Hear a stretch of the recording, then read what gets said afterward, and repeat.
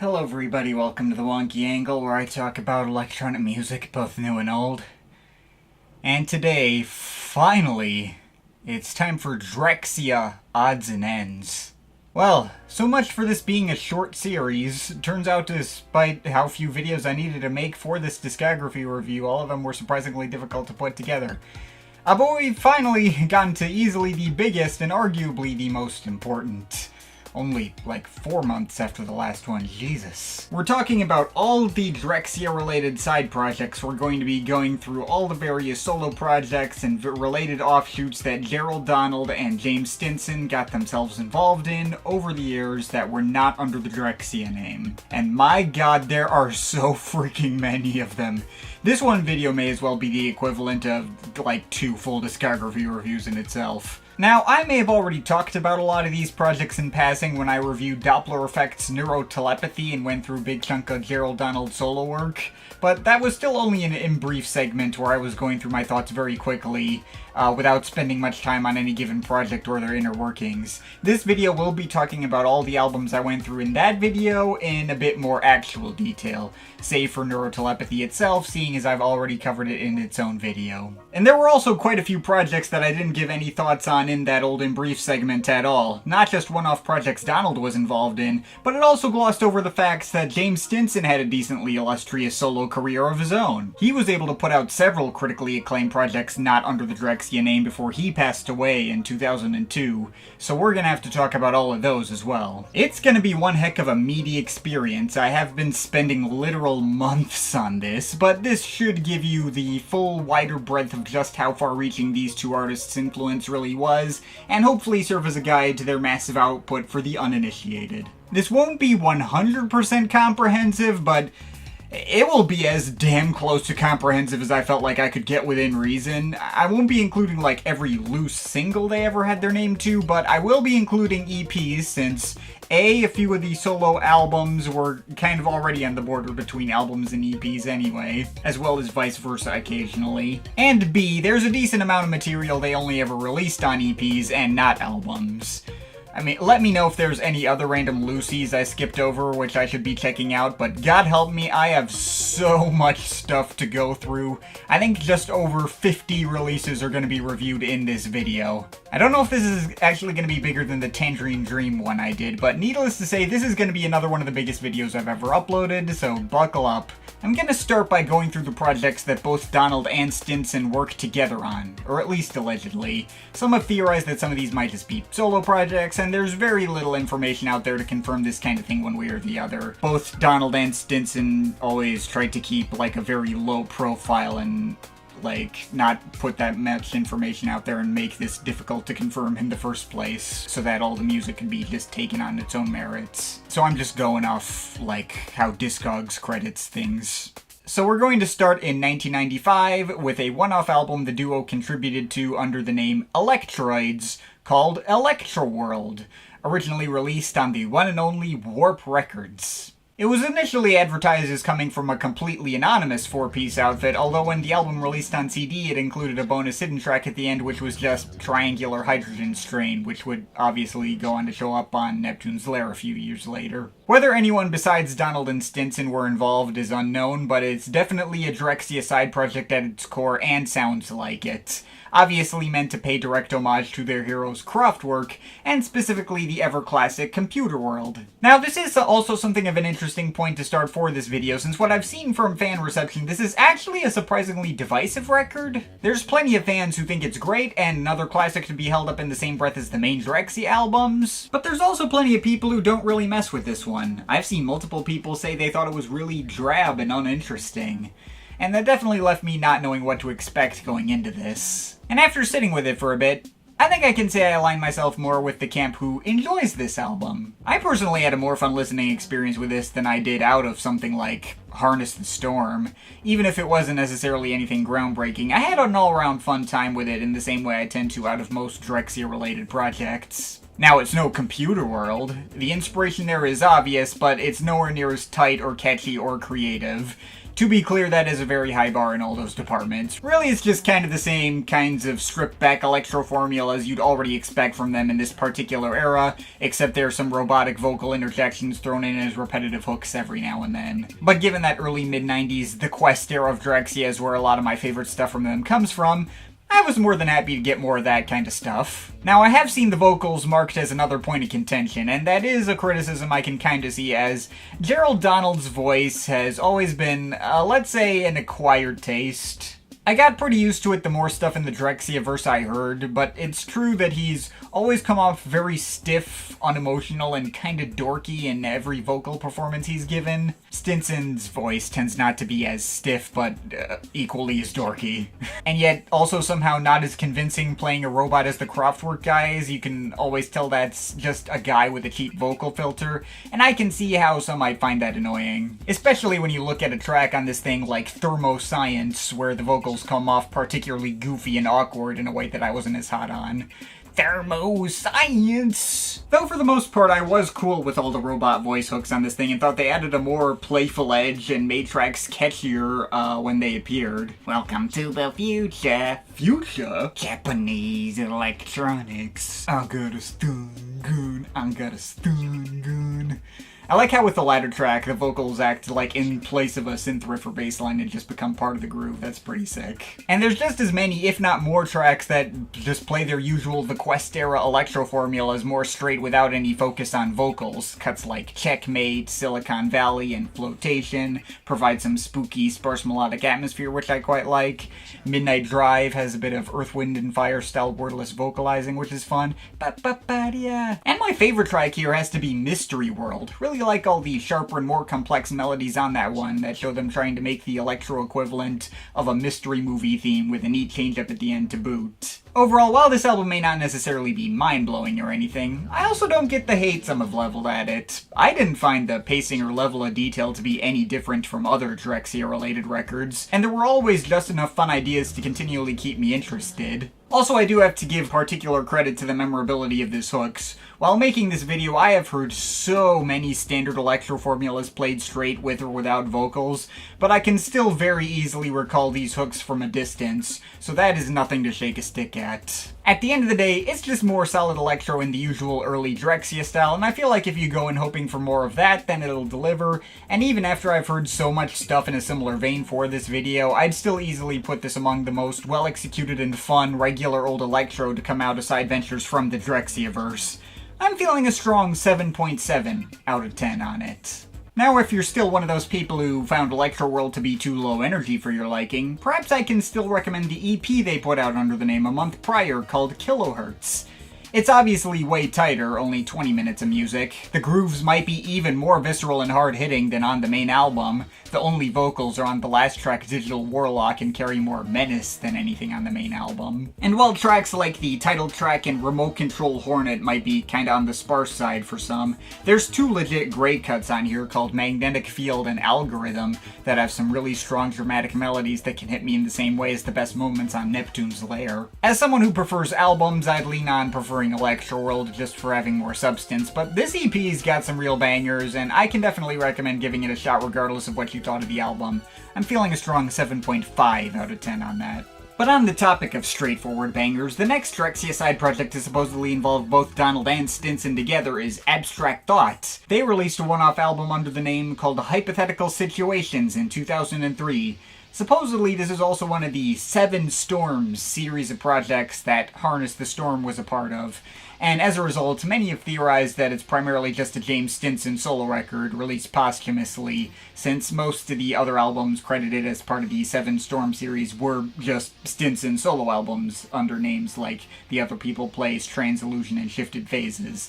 We'll get to all of those way at the end of this video. But Discogs says both Donald and Stinson worked on this one, and there is a track here called Me Want Women's Punani, which, even if the keyboard tones and pitched down vocal delivery sound more like Stinson solo stuff, the title definitely sounds more like something Donald would have come up with rather than Stinson, as I'll get to more when we get to 90s Dopplereffekt later in this video. So yeah, I'm running with that. Anyway, this album's pretty solid. Not amazing, but it's a good time. Easily my favorite cut on this thing is the opener Bermuda Triangle. There's once again some super dramatic chord progressions on that one, and the way they go up against the aggressive techno beats and various other synth riffs was really exciting and propulsive. The project's worth hearing for that opener alone. And I also quite like Synchronized Dimensions. It's more stripped back in its melodies, but still has a lot of forward momentum. The rest of this project is varying degrees of cool. The Punani track, in spite of its eye-roll-inducing title, is one of the mildly catchier cuts here. I do like the almost slightly dub techno-y texture of the lead synth plucks. The clearly intentionally creepy vocal interjections along with the sexy female voice sample saying, "Come and get it." Again, I wouldn't mind those not being there, but they aren't nearly as intrusive as I expected them to be. It's otherwise a perfectly solid slice of electro. Consequences of Cloning is another nice electro tune, although falls more on the forgettable side, and the last two cuts lean away from the melodies into more experimental territory with all the lumbering beats and strange effects of Solar Pulse that never really came together for me, but I suppose were mildly interesting, and the much more aggressive and banging Galactic Rotation, which doesn't really have that much of a tune, but has plenty of menacing energy. Overall, Hypothetical Situations is a good project, not one of my new favorite things I've heard out of the Drexciya universe, but it has its moments. I think this can just get away with a light 7.3 out of 10. There's also a self-titled EP released under the Abstract Thought name in 2019, consisting of 3 previously unreleased cuts from the old archives, and these tracks were fine enough, I guess. They at least sound fully fleshed out and finished, even if I wouldn't say any of the 3 tracks really grabbed me on that deep level. First track has some kind of spooky robotic vibes and a few propulsive grooves. Second track has some nice spacier melodies. Third track kind of drags on a bit and isn't that interesting, but has a cool ending stretch. It's fine. I'd give it that a 6.3 out of 10.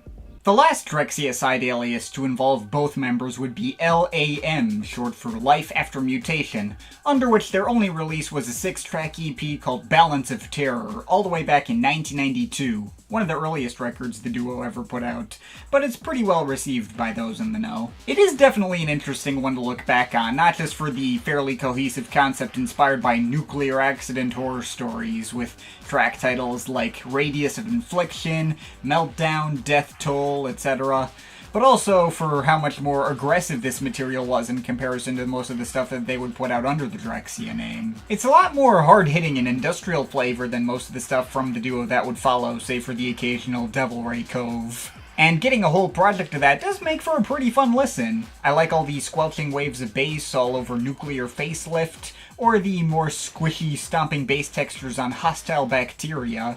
The wiry synth flips make for a decent hook over the chaotic techno madness of Radius of Infliction. Death Toll makes for a strong finish by being even more propulsive than the other cuts. And a couple of interludes are cool too. The Meltdown interlude has some cool melodic keyboards at the end, and the Irradiated interlude added as a bonus track on re-releases is a minute of one of the guys pretending to be a mutant who explains out loud how he's a victim suffering from overexposure to radiation. Subtle as a brick, but helps add to the project's concept and theme. The one track I'm kinda iffy on is Toxic TV, if only because the super nasal alien voice repeatedly saying, "We're on TV." It can get a bit grating, though I've also seen other people mark that as their favorite cut in the bunch, so I don't know, feel free to take me with a grain of salt. Overall, there may not be much to this EP. I kinda wish it could have gone on just like 1 or 2 tracks longer so that there could be a bit more meat on its bones. Got some of my anti-EP biases coming into play for this one, and it probably doesn't help that my least favorite track was also the longest track. Ideas I personally would have wanted lingered on longer were instead glossed over more quickly, but hey, this project still feels like a fully realized complete statement as is, and all the tracks bang in the way they were designed to, so I don't really have that much to complain about here. I can give it a strong 7.5 out of 10. Alright, so that's all the projects I believe have contributions from both Gerald Donald and James Stinson, so let's get into the solo projects. And I'm going to start with the devil I already know. Let's talk about Gerald Donald. Now, Donald has obviously put out absolute tons of work, and a lot more than Stinson for obvious reasons. but most of his greater catalog is collaborations with other artists. In terms of pure solo material, the two have probably released about an equal amount of work, actually. So let's start with that pure solo material, and specifically the aliases under which he released more than one project. The first of which was Japanese Telecom. He only put out 2 projects under the name, but both are pretty popular within those electro and techno circles and got a decent amount of attention. First, in 1999, we got the self-titled project from Japanese Telecom. Some people qualify this as an EP, and some people qualify it as an album, depending on who you ask. I tend to fall more in the latter category, despite the fact that it's only 20 minutes of music and only 16 seconds longer than that Balance of Terror EP, which did feel more to me like an EP. I don't really know why. I guess having 8 tracks feels more like an album to me, even if some of those tracks are super short. It just feels like that slight bit more of a complete statement, despite having about an equal amount of substance. It also helps that certain reissues, including the one I own physically here, tacked on a set of 3 remixes from I.F., John Selway, and Perspex at the end to get something that felt more fleshed out and album-like, even if said remixes aren't actually that interesting. The Man from Pac mix is solid, but the other 2 are just kind of whatever. But really, I think I might just have a bias in favor of this project in particular, since it was my first real exposure to anything Drexciya related. I first came across the track Character Maps from an iTunes Essentials playlist and bumped it all the time when I was a kid, and when I got around to hearing the full project in high school, it got a decent amount of rotation as just this really quick and punchy and to-the-point collection of really strong and hard-hitting and catchy classic techno and electro cuts. In fact, I think the nostalgia bias might have also led this project to be my personal favorite project to come from Gerald outside of Drexciya. It just gets in, gets out, delivers a lot of punchy and addicting retro electro ideas that just stick with me and leaves me feeling satisfied at the end in spite of how quick it is. And there is no filler here. Even interludes can feel like highlights, be it the dissonant, clanking synth chords of the intro Rising Sun being surprisingly easy to remember, the super thick and resonant bass lines of the 30-second Asian Amazons, or the playfully bleepy video game synth melodies in the 51-second Game Player. But all the longer tracks are great too. Obviously, Character Maps has the most nostalgia bias given it's the first Drexciya-related track I ever heard, and I just like its rapid switching off between A and B sections of aggressive, fast-paced electro synths and beat work. But Japanese Animation probably has the single best tune on the album, just really strong melodies on that one that can hit in all the same ways as my favorite tracks on Neptune's Lair can. But I also really like how the project gets even more dark and percussive and oppressive by the end. You'll get the 5-minute Nipponese Robots, which aims to sound like a robot takeover with more addictingly heavy bass lines and beats and some eerie synths floating over the top, which makes for one hell of a banger. And while the project's ending isn't quite as strong as the way it started, the last 2 tracks are pretty solid too. Kubi gets really percussive and dense and hard-hitting again in a way that hits that Devil Ray Cove kind of note.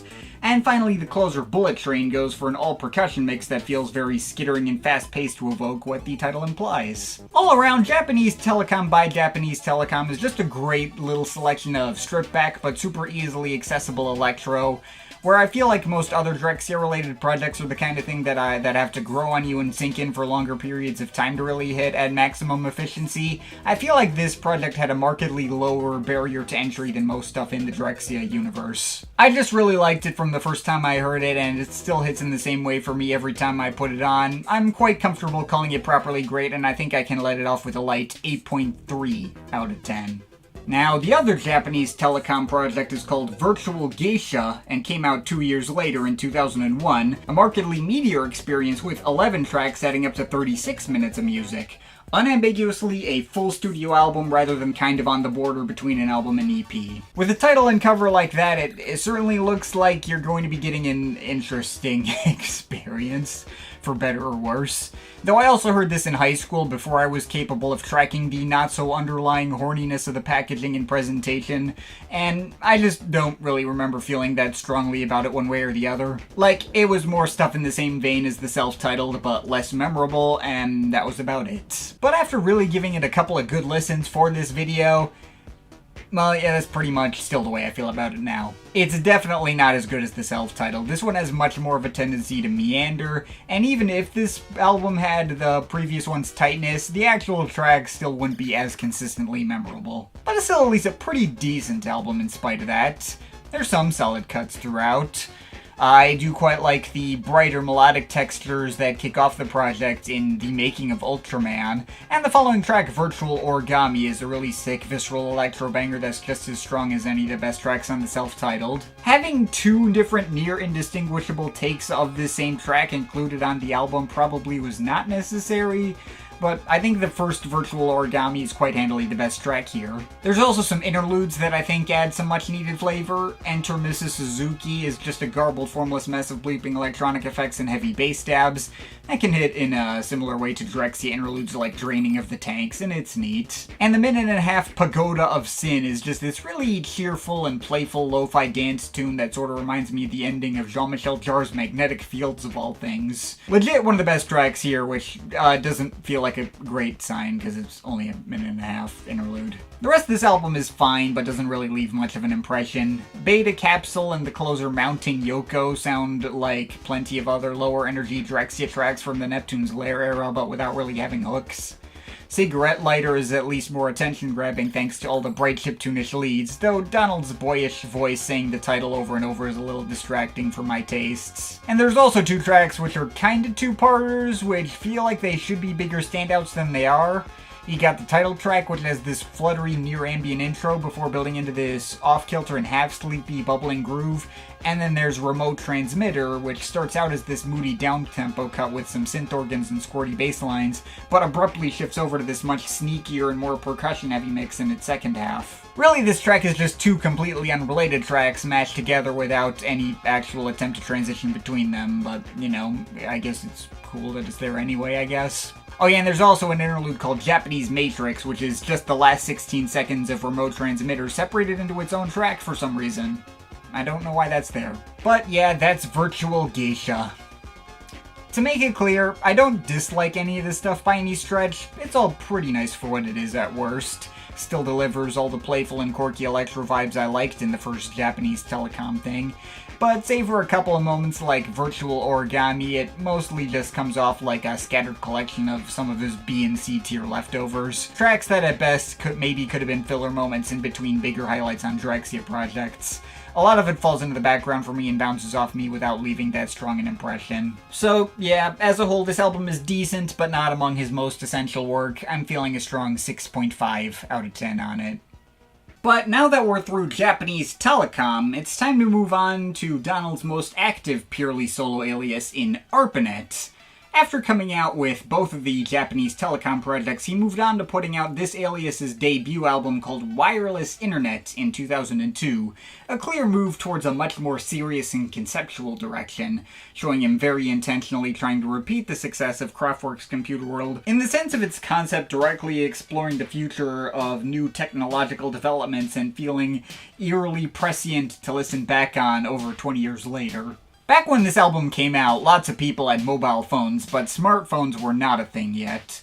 And yet here's this album which starts with an entire passage of text-to-speech talking, asking the audience to come to grips with the possibilities of the entire world becoming wireless, and cell phones being used to do a lot more than just make phone calls, questioning whether personal computers will become obsolete, and even asking us to question who will benefit and who will suffer once these new developments become commonplace. Just as is the case with listening to Computer World and thinking about how almost quaint but also how visionary it is to be making an album about how computers would become present in every aspect of society all the way back in 1980, presenting what has since become a mundane reality as near science fiction, but also remaining completely neutral in its observations, neither overtly for nor against the reality we face, just observing what's to come.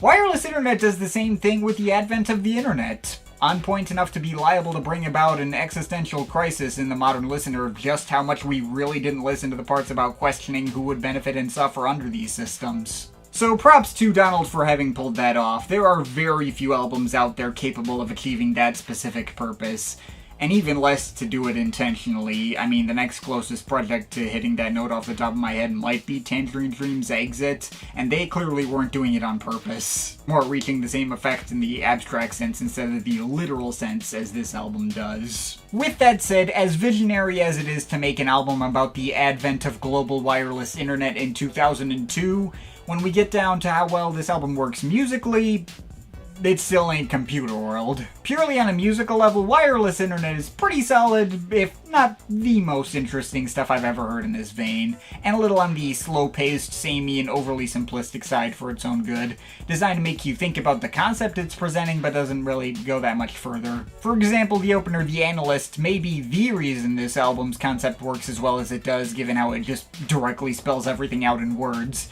and I do consider it a highlight for that reason alone, but there's nothing really going on musically with that track. There's just slow text-to-speech voices over one simple synth sequence, and that's literally it. Now, there's plenty of other quality material here. Illuminated Displays is a propulsive and suspenseful slice of classic melodic electro, which is especially exciting, and the album closer and title track hits the perfect note of wariness and optimism for the future in all its brighter melodic arpeggios.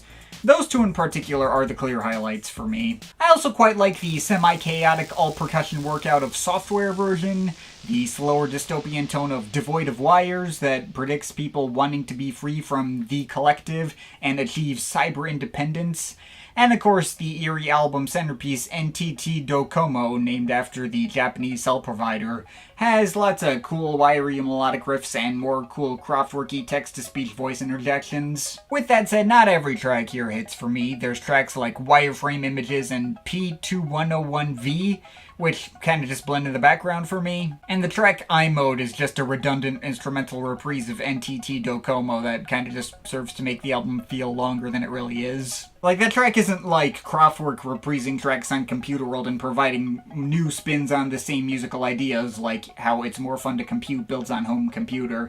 It's just the exact same track again, but 2 minutes shorter and with the text-to-speech cut out. It's the same move as Virtual Geisha, including 2 versions of the track Virtual Origami, when you really only needed the first one. All in all, Wireless Internet is still a pretty damn impressive album to look back on. Retro-futuristic in a way that feels both like the product of a specific time, but also timeless, and still relevant. I think there's a fairly easy case to be made for it as a classic.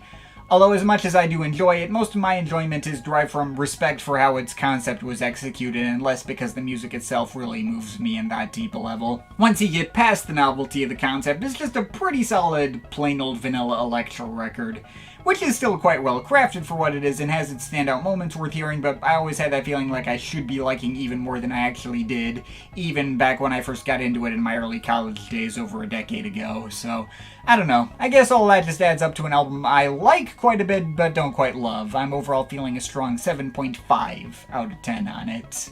Now for his next album under the Arpanet name Quantum Transposition in 2005, that's when things start to really get interesting, since it's a pretty major change of pace from what you typically expect from him at that point. He found himself moving away from all the traditional electro grooves and Kraftwerk worship and towards a far more abstract and experimental sound, even leaning away from traditional melodies on average in favor of glitchy and alien sound design, adding up to a lot of foreboding, chilling, metallic atmosphere. When I heard this project for the first time while doing my Dopplereffekt video, I compared it to Audiker, and I'm not the only one who made the comparison, either more recently or at the time it came out.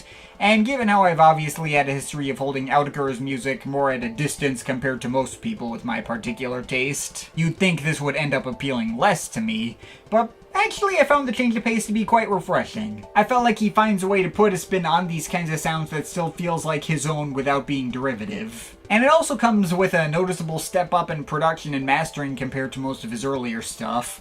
Everything feels significantly more polished than anything he'd released up to that point, which makes it all the easier to immerse myself in its mechanical, computerized vibes. In fact, I think I might slightly prefer this project over Wireless Internet for that reason.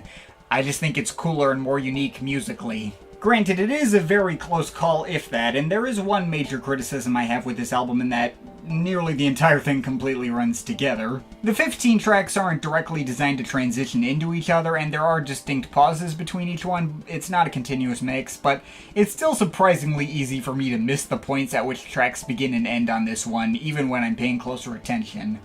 So that's not exactly ideal, and that doesn't mean not every track here gives me something to say, but I can give you some highlights. Oddly enough, I do tend to find the opening stretch to be pretty cool, despite the album starting out with 4 formless interludes in a row, which are all under 2 minutes.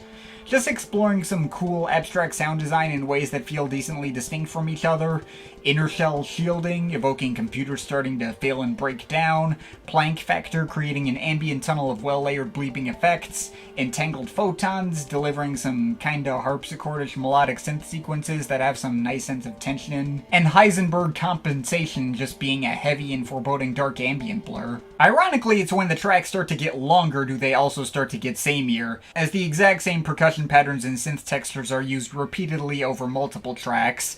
For the most egregious example, the track's wave function and isotropic balance border on being copy-pasted from each other, right down to almost having the exact same squeaky and dissonant lead sequences layered on top.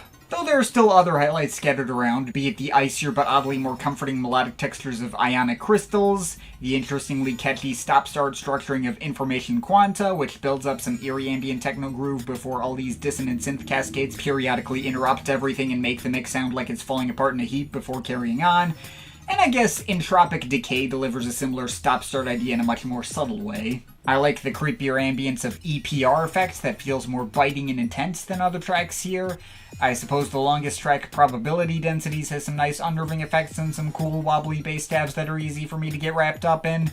And the album ends quite nicely too. I particularly like the janglier textures of Uncertainty Principle and the switch over to a 6/8 time signature, which contrasts much of the status quo vibe. And certain re-releases tack on a bonus track at the end called Superposition Many Worlds, which provides a vaguely more optimistic sounding spin on the mix most of this album focused on. So yeah, that's about all I have to break down on this album. I wouldn't say it's the most impressive collection of IDM I've ever heard, and there's a clear limit to how deep you can go with it, but I do just like the unnerving metallic vibe and atmosphere it all sets up, and of course how much it contrasted with the usual expectations of Gerald, Donald, or Drexciya related productions. Shows Donald was happy to change things up and try new things every now and then, and I have to respect that. I think it can just barely let it off with a very light 7.7 out of 10. So that finally takes us to the last Arpanet album from 2006, Inertial Frame, which is a bit of an interesting one. This kind of goes for an approach halfway between the other two Arpanet albums, focusing on more standard electro grooves with more present melodies like those found on Wireless Internet, but also still maintaining the production polish and some of the experimental flares of quantum transposition. There's a lot of inclusions of expansive synth choirs coming through in many of these mixes, which give them a particular cosmic feeling vibe that fits for the subject matter, which loosely centers around themes of cosmic topology and the shape of the universe itself. Now, in theory, this sounds like it's hitting upon the best of both worlds and combining the best elements of the other two Arpanet records, though it also carries over some of those projects' weaknesses. It can drag in moments like Wireless Internet, and the track listing does have some redundancy like Quantum Transposition. And unlike those other two albums, it lacks some core novelty to make it pop out more like Wireless Internet's visionary future-predicting concept, or Quantum Transposition's risky change in sound. I suppose the closest thing to a novelty for this album is the inclusion of Donald's own vocals, and the fact that he sort of regular sings on some tracks here, albeit filtered through wobbly effects. But while he's hardly unlistenable, he's just kind of as a singer, so it's not the kind of novelty that actually elevates the music. All of that leads to Inertial Frame sitting as my least favorite of the Arpanet trilogy.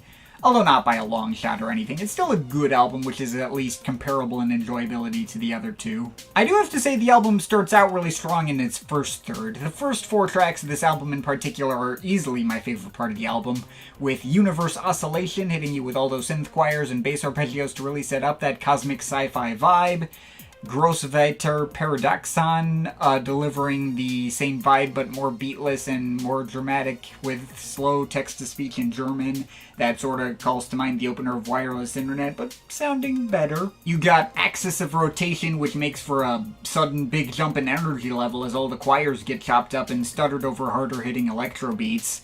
And then Infinite Density is probably the best track on the album, with one of the most satisfying blends of melodic arpeggios, synthesized vocal harmonies, and steady foot-tapping beatwork that create a cool sense of tension. I also sprung for the extended original version of the track from the Reference Frame EP. That EP is just a promotional teaser for this album, but you do get a version of my favorite track on this album, which is a minute and a half longer. Now, past Infinite Density, the album starts to lose my attention and become much spottier. The tracks don't actively run together, though they do all cycle through a lot of similar ideas, with many that just don't stick out to me. Be it tracks like Ergosphere that sort of rehash ideas from the beginning stretch without being as memorable, or tracks like Chandrasekhar's Limit or Lorentz Contraction, which tried to deliver some more experimental flair, like those on Quantum Transposition, but without really doing anything attention-grabbing and just falling to the background as a result. There are still some more highlights past this point. No Boundary Condition is a banger, might be the most hard-hitting track on the album. And I also quite like the album's centerpiece track, Event Horizon. A lot of good melodies on that one, and it's the most easily listenable of Donald's lead vocal performances on the album. As limited as his voice is, it does feel like he's trying his hardest to sell it properly in a way that can be taken semi-seriously. And he's not half bad there, in spite of the light digital vibrato effect he puts on that makes him more off-key than he would have been otherwise. I'm not crazy about his other vocal appearances on the album, though. I suppose him saying the word singularity over and over on zero volume is a fine enough hook, but he does actively ruin the immersion of the ambience on Twin Paradox with his pitched-down whispering. And on the closer, Gravitational Lens, he's doing like a half-spoken thing, which is just kind of whatever. The main thing I like about that track is the outro that suddenly gets a lot more chaotic. That's kind of cool, but yeah, that's about all that really sticks out to me on this album. It's a good time, I like it, but I only just like it and can't really go any further than that.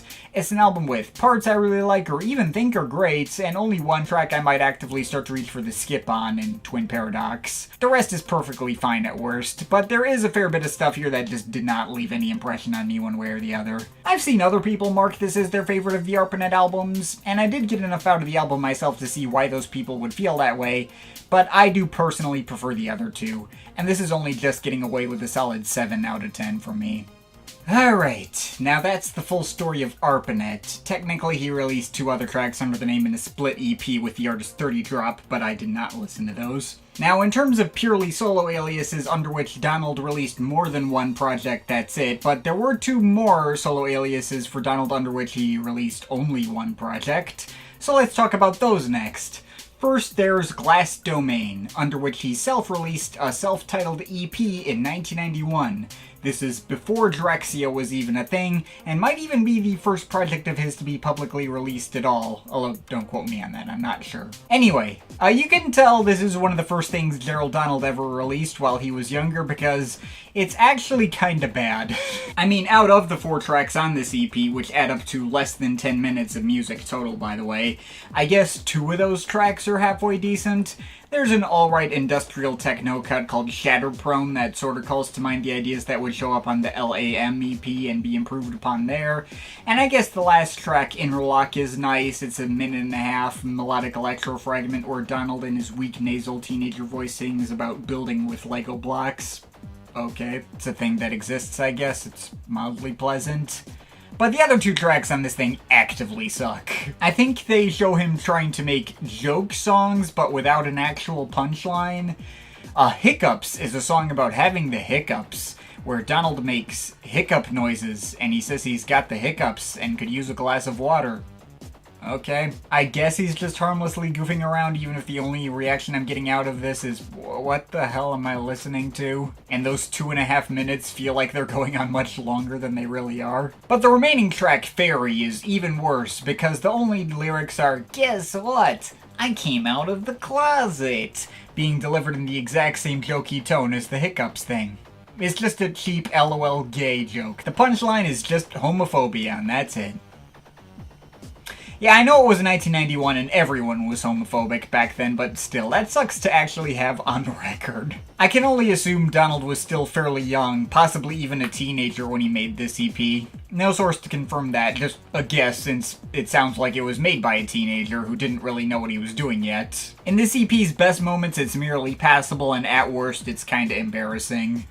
I guess this might have some curiosity value for Drexciyan completionists, and it does have its fans, but I am not one of them. Solid 4 out of 10 on this, if I'm being generous. Anyway, on a somewhat more positive note, Donald's other one-off solo alias is Exorgate, under which he released a half-hour mini-album called Conic Sections in 2018 with Trezor Records. This is pretty firmly in the same sort of territory as the mid-later period Dopplereffekt material, which I'll be getting into shortly. Lots of simple synth arpeggios and retro-futurist vibes with various experimental flares. It's not that far away from the kind of thing he was doing on the Neurotelepathy album I did a video on before, but without any beats. Absolutely nothing earth-shattering, but For what it is, it's decent. My favorite moments tend to be the brighter and more melodic moments. Cuts like Ellipse and especially the closer Minor Axis are capable of hitting some decent emotional moments with solid hooks, and are the best two cuts here by some distance. Also quite like the more low-key melodies of Directrix, leading directly into the more propulsive Hyperbola. The other tracks here are much more experimental and formless, though. Opener Circle does get pretty repetitive and run on a bit long for its own good at 5 minutes, but the mix of various clanging synth textures is pretty well layered. The whooshing and bleeping effects going through tracks like Foci and Parabola are pretty cool. And Major Access is kind of a two-parter with a first half of more dissonant clanging sequences and a second half of buzzing bass being hard-panned from left to right, which I guess is mildly interesting. Is this album anything essential you absolutely need to go out of your way for? Probably not. It's kind of just a side curiosity at best, and I'm probably not going to remember this exists, but as far as side curiosities go, it's serviceable enough. Feeling like a strong 6.7 out of 10 to a solid 7 on it. Okay, so that's everything as far as Gerald Donald purely working solo, so let's move on to his other collaborations outside of Drexciya, which there are even more of. And of course we'll be starting with the most popular and obvious project he was involved in outside Drexciya, Dopplereffekt. Originally, this project started life as Donald working in a trio with co-producers William Scott and Kim Carley in the mid-90s. This first incarnation of the group released 2 EPs called Fascist State and Infophysics, and a couple of loose singles. But all the material from this era, along with an extra track or two, would go on to be collected together in a compilation album called Gesamtkunstwerk in 1999. By the time this comp came out and any time further onwards, Dopplereffekt would be credited as the duo of Gerald Donald and his eventual significant other, Michaela Tonan Bertel. Anyway, I think it's pretty safe to say that Gesamtkunstwerk and the 2 EPs it pulls from are the most popular work Gerald Donald has involvement in outside of Drexciya, widely considered to be directly pioneering for a new wave of super raw and minimalistic Detroit electro to follow in the early 2000s. Frequently cited as a heavy influence on electronic artists in years to come, completely independently of Drexciya. There's plenty of people out there who know Gerald Donald just for Dopplereffekt and not for Drexciya. And if those people only know him for Dopplereffekt, chances are they know him for Gesamtkunstwerk itself or some specific tracks included on it. It's frequently brought up in the discussion of greatest electronic albums of all time. And as for myself, well, there are elements of this album where I agree with its reputation, and other elements I'm not sure about. I'm gonna be real, this is the project I'll be talking about in this video that I have the most conflicted and complicated thoughts on by a country mile. Which may or may not be surprising depending on how much you've heard me talking around this project in this video so far, or just heard my quicker thoughts in my neurotelepathy video, but yeah, I think it's fair to say this is a project I have respect for, but tend to hold more from a distance at best.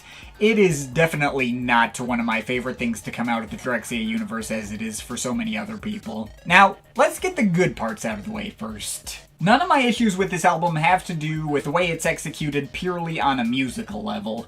And this album is at its best when it just lets the music carry itself. The most notable highlight is probably the opener Cellular Phone, one of the most iconic electro tracks maybe ever. That aggressive synth riff is the kind of thing you'll never be able to forget from the first time you hear it. And while other tracks here may not be quite as instantly recognizable or idiosyncratic as that one, there's still lots of moments that hit on those classic minimal Kraftwerk-inspired grooves. I think my favorite cut here might be Infophysics for its especially futuristic melodic progressions, but I also gotta give credit to the paranoid and unnerving dance grooves created by tracks like Technique 1200 and Rocket Scientist, slowed down but still made remarkably catchy on Denki no Zuno, and there are some tracks which just bang really hard in a way that can't really be denied. See the stabbing bass lines on Voice Activated, and the 5th track on the comp, which I will get to. Also really like the way the garbled vocoder voices are turned into a catchy grooving synth riff on Speak and Spell. I also think Scientist is pretty fun. That one's kind of a two-parter with kind of an experimental first half that is a formless mess of bleeping effects, but then built into one of the more stripped-back grooves featuring, I think, Kim Carley's vocals talking about being a scientist and conducting experiments. This is the kind of thing you come to Gerald Donald's productions for. So that's all nice, but there's still a whole bunch of elements to this album that I have never been able to get past. Mostly in regards to some of the concepts this album aimed to explore. So, this album goes in significantly edgier territory than anything else in the Drexciya universe. Some ideas that seem designed to be so off-putting to the point of going right past good taste. For example, that 5th track I danced around. Depending on what version of the album you get, that track is either called Superior Race or Master Organism. Just directly invoking Nazi imagery. Not providing any sort of commentary on the idea, there's just an otherwise solid electro banger titled after the concept of a master race. Ugh. There's also a track with a solid semi-quirky acid-driven instrumental called Sterilization, where the repeated vocal hook said, "We had to sterilize the population." This track was originally released as a loose single that was subtitled Racial Hygiene and Selective Breeding. And there's also the sort of long-winded experimental ambient closer and title track exclusive to this album, whose original title from early promotional versions was apparently Eugenics. The CD also has a message written on the very top of the back cover that says, "Biological socialism leads to victory."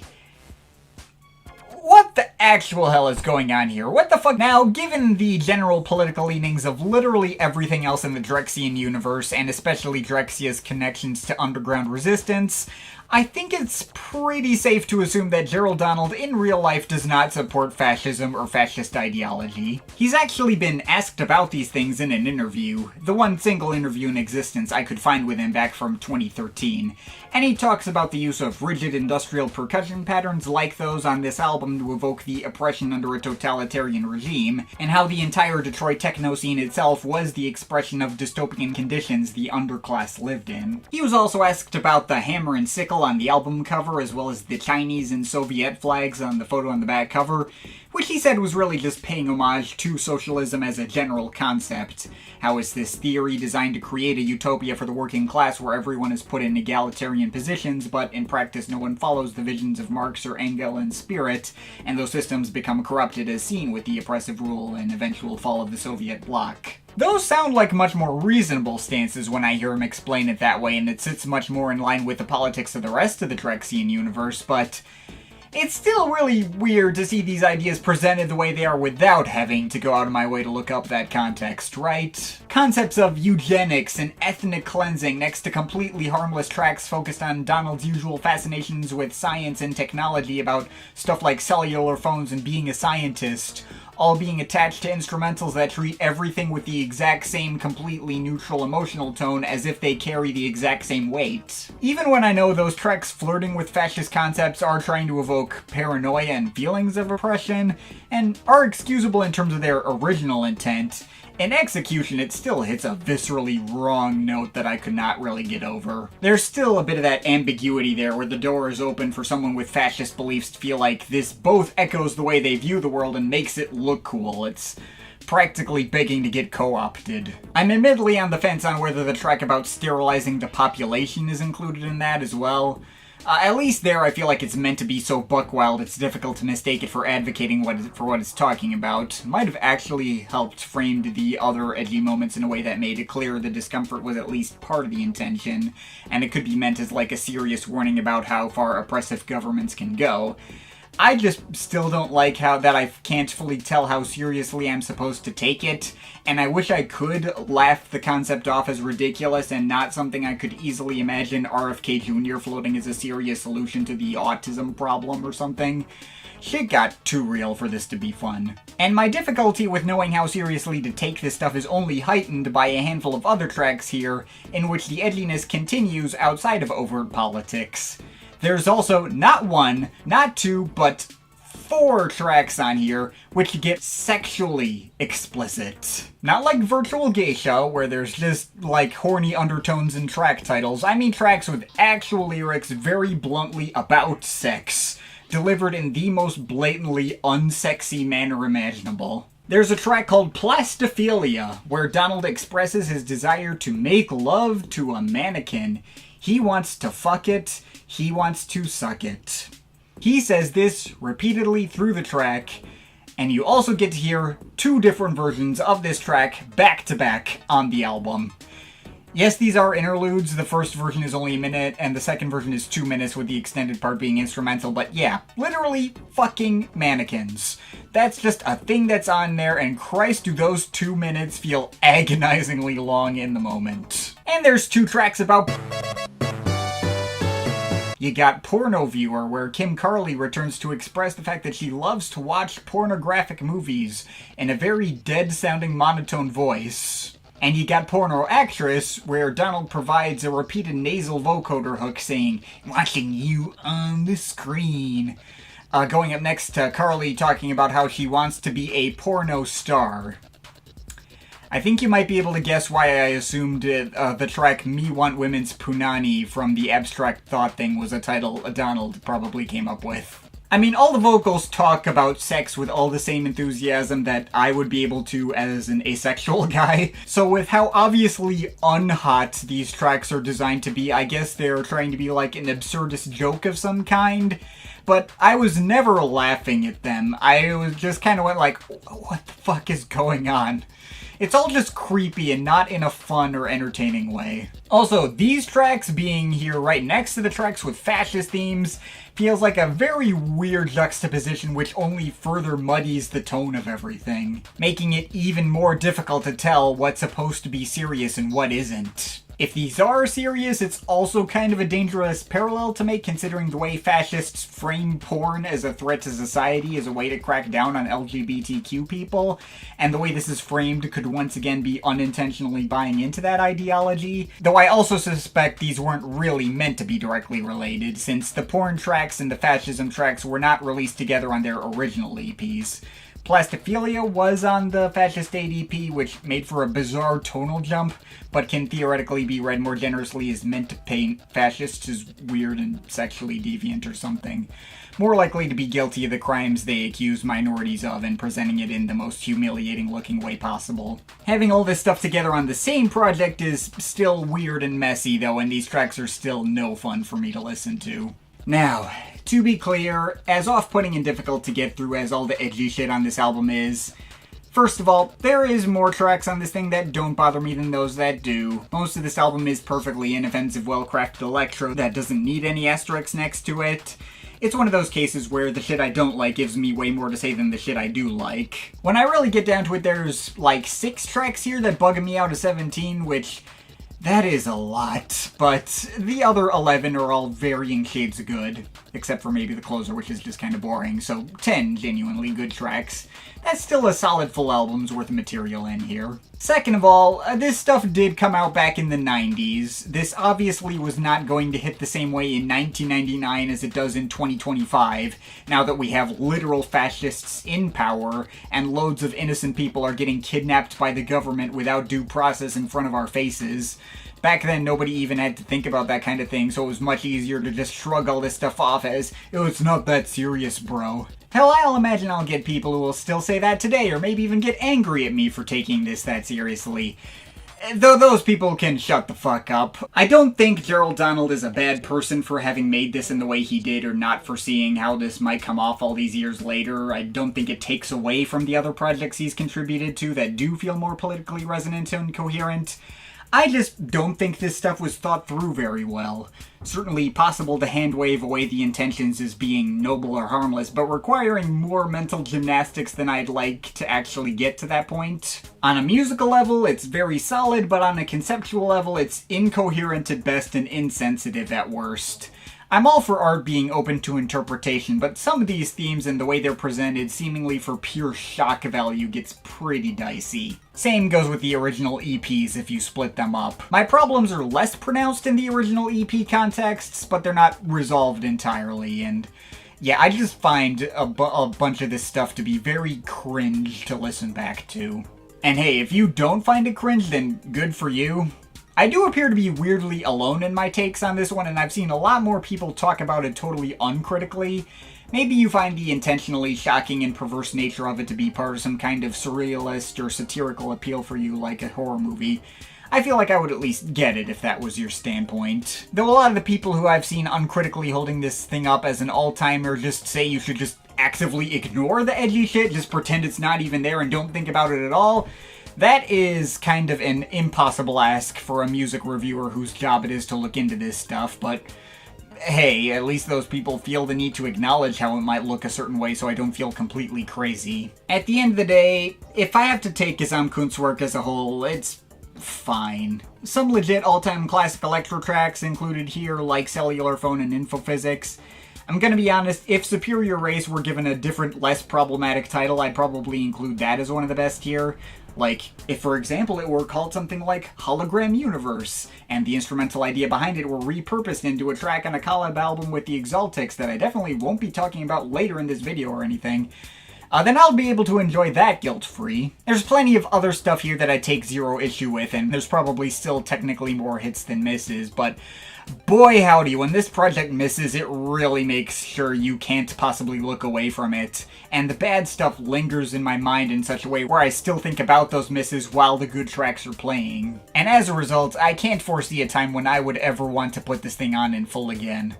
I want to be more generous to it based on the harmless intentions, all the actual good moments, as well as its widespread influence, especially considering the parts of the album that actually became influential are the actual admirable parts, like the sonic aesthetic and the straightforward electro banger side of things, and not the subject matter or weird edginess. And again, the mistakes I feel Donald made here are not mistakes he would ever make again past this point. But it's still a really hard one to get through in full, let alone recommend in this day and age, and it's only gotten worse the more times I put it on. Maybe sample through some of those highlights, but in terms of my own personal enjoyment, I cannot score this any higher than like a solid 5 out of 10, I'm sorry. Alright, but now that we're through that, Dopplereffekt obviously continued to put out several albums and EPs past the 90s, and thankfully my thoughts on the rest of that isn't even close to as complicated. There's no more weird, incoherent politics or edgy shit to go through in this video. The rest of the Dopplereffekt story is all much more straightforward scientific concepts and that kind of stuff. Thank fucking God. So next up is going to be the real full-length debut for Dopplereffekt in 2003, Linear Accelerator. Now, this one takes a pretty significant turn away from anything that had been released under the name previously, towards much more experimental, abstract, ambient-leaning territory.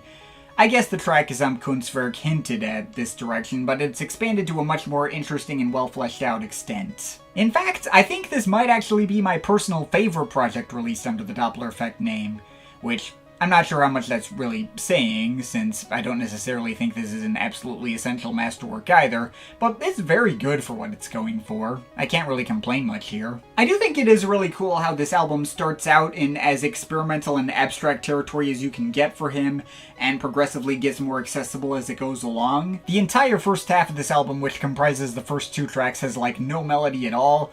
Photo Injector is a massive 20-minute suite of interconnected sections of various loops of different minimal atmospheric machine noises, and Niobium Resonators is also kind of a noise piece with all these sound effects that sound like chopping up the sounds of an airplane landing, going up next to various synth squeals and blips, stretching on for 14 minutes, and still keeping me invested by how texturally interesting the mix is. But then we progress into Gravitron, which starts out with just minimal bleepy noises, but eventually builds into these really dark progressions of bass pads for the album's first real melodies.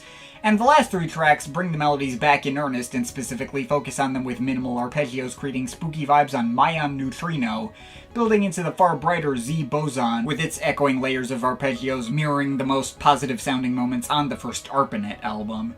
And then finally ending back in his more traditional electro comfort zone with the closer Higgs Mechanism. Still all minimal synth arpeggios, but they're pretty well layered, and the light taps of percussion give it some more rhythmic backbone. It's the kind of track that would fit just fine on any regular Drexciya record. So yeah, Linear Accelerator is a really cool album. It's kept me pretty well invested anytime I put it on, an all-around grower as well. Kinda surprised it doesn't get talked about more often, since I think it's one of the better side ventures in the Drexciyan universe. I'm feeling a strong 7.7 out of 10 on it. Next up, a few years later in 2007, Dopplereffekt put out a pretty direct follow-up to Linear Accelerator called Calabi Space, released on Reflex Records. It's more stuff in a similar vein to that album, but this is half the length, and there's also no real coherent structure to it. It may as well be a loose collection of leftover sketches and fragments, and most of it isn't that much to write home about. With that said, I'll still say this album is able to just stay within solidly good territory off the promise of one track on here, the 12-minute Hyperelliptic Surfaces. This one track is excellent and absolutely overshadows everything else on the project, both lengthwise and quality-wise. It's a mini-suite of 3 distinct sections. First, a heavy ambient noise drone piece that gets super dramatic and intense with some synth lines thrown in there that sound like theremins for that extra alien sort of vibe. Then a second movement made out of intense rhythmic synth arpeggios with big percussive bass stabs and synth choirs, which might be even more epic and hype-inducing than the first section. And finally, a squelchy experimental outro where the synth choirs get heavily filtered and put next to more menacing bass progressions. I think there's a case to be made for this track being my favorite individual track to come out of Dopplereffekt overall, even over Cellular, Phone, and Info Physics. It's awesome and worth going out of your way to hear on its own. Though the rest of this album is just fine. There's one other pretty solid track called Non-Vanishing Harmonic Spinor that feels like a direct variation on the second movement of Hyperelliptic Surfaces. Same mix of arpeggios and synth choirs, albeit toned down ever so slightly, with slightly different but still very similar melodies and some actual tapping percussion introduced later for something a bit more resembling a groove. So that's pretty fun. Though the rest is kind of just experimental sketches that either don't really go anywhere that interesting or cut off before they even have the chance to sink in. I guess tracks like the opener Calabi Manifold or Compactification have some nice lower key and more chill melodic flares, but these tracks are only about 2 minutes each and are over before they can even leave an impression. Tracks like Holomorphic N0 Form and Mirror Symmetry build themselves out of mildly intriguing clanging synth textures whose melodies are extremely dissonant if present at all. The latter almost kind of forms a decent hook out of the clanging sounds. Hypersurface is much more percussion-centric, with lots of tapping noises going over fuzzy amelodic ambience. And finally, the closer Dimension 11, I suppose, makes for a cool chaotic finish where it feels like all the machines are breaking down, although it ends super abruptly with a fade-out so quick it almost borders on just being a hard cut and feels pretty anticlimax. This stuff is all generally nice for what it is, still got some spacey experimental vibes in there.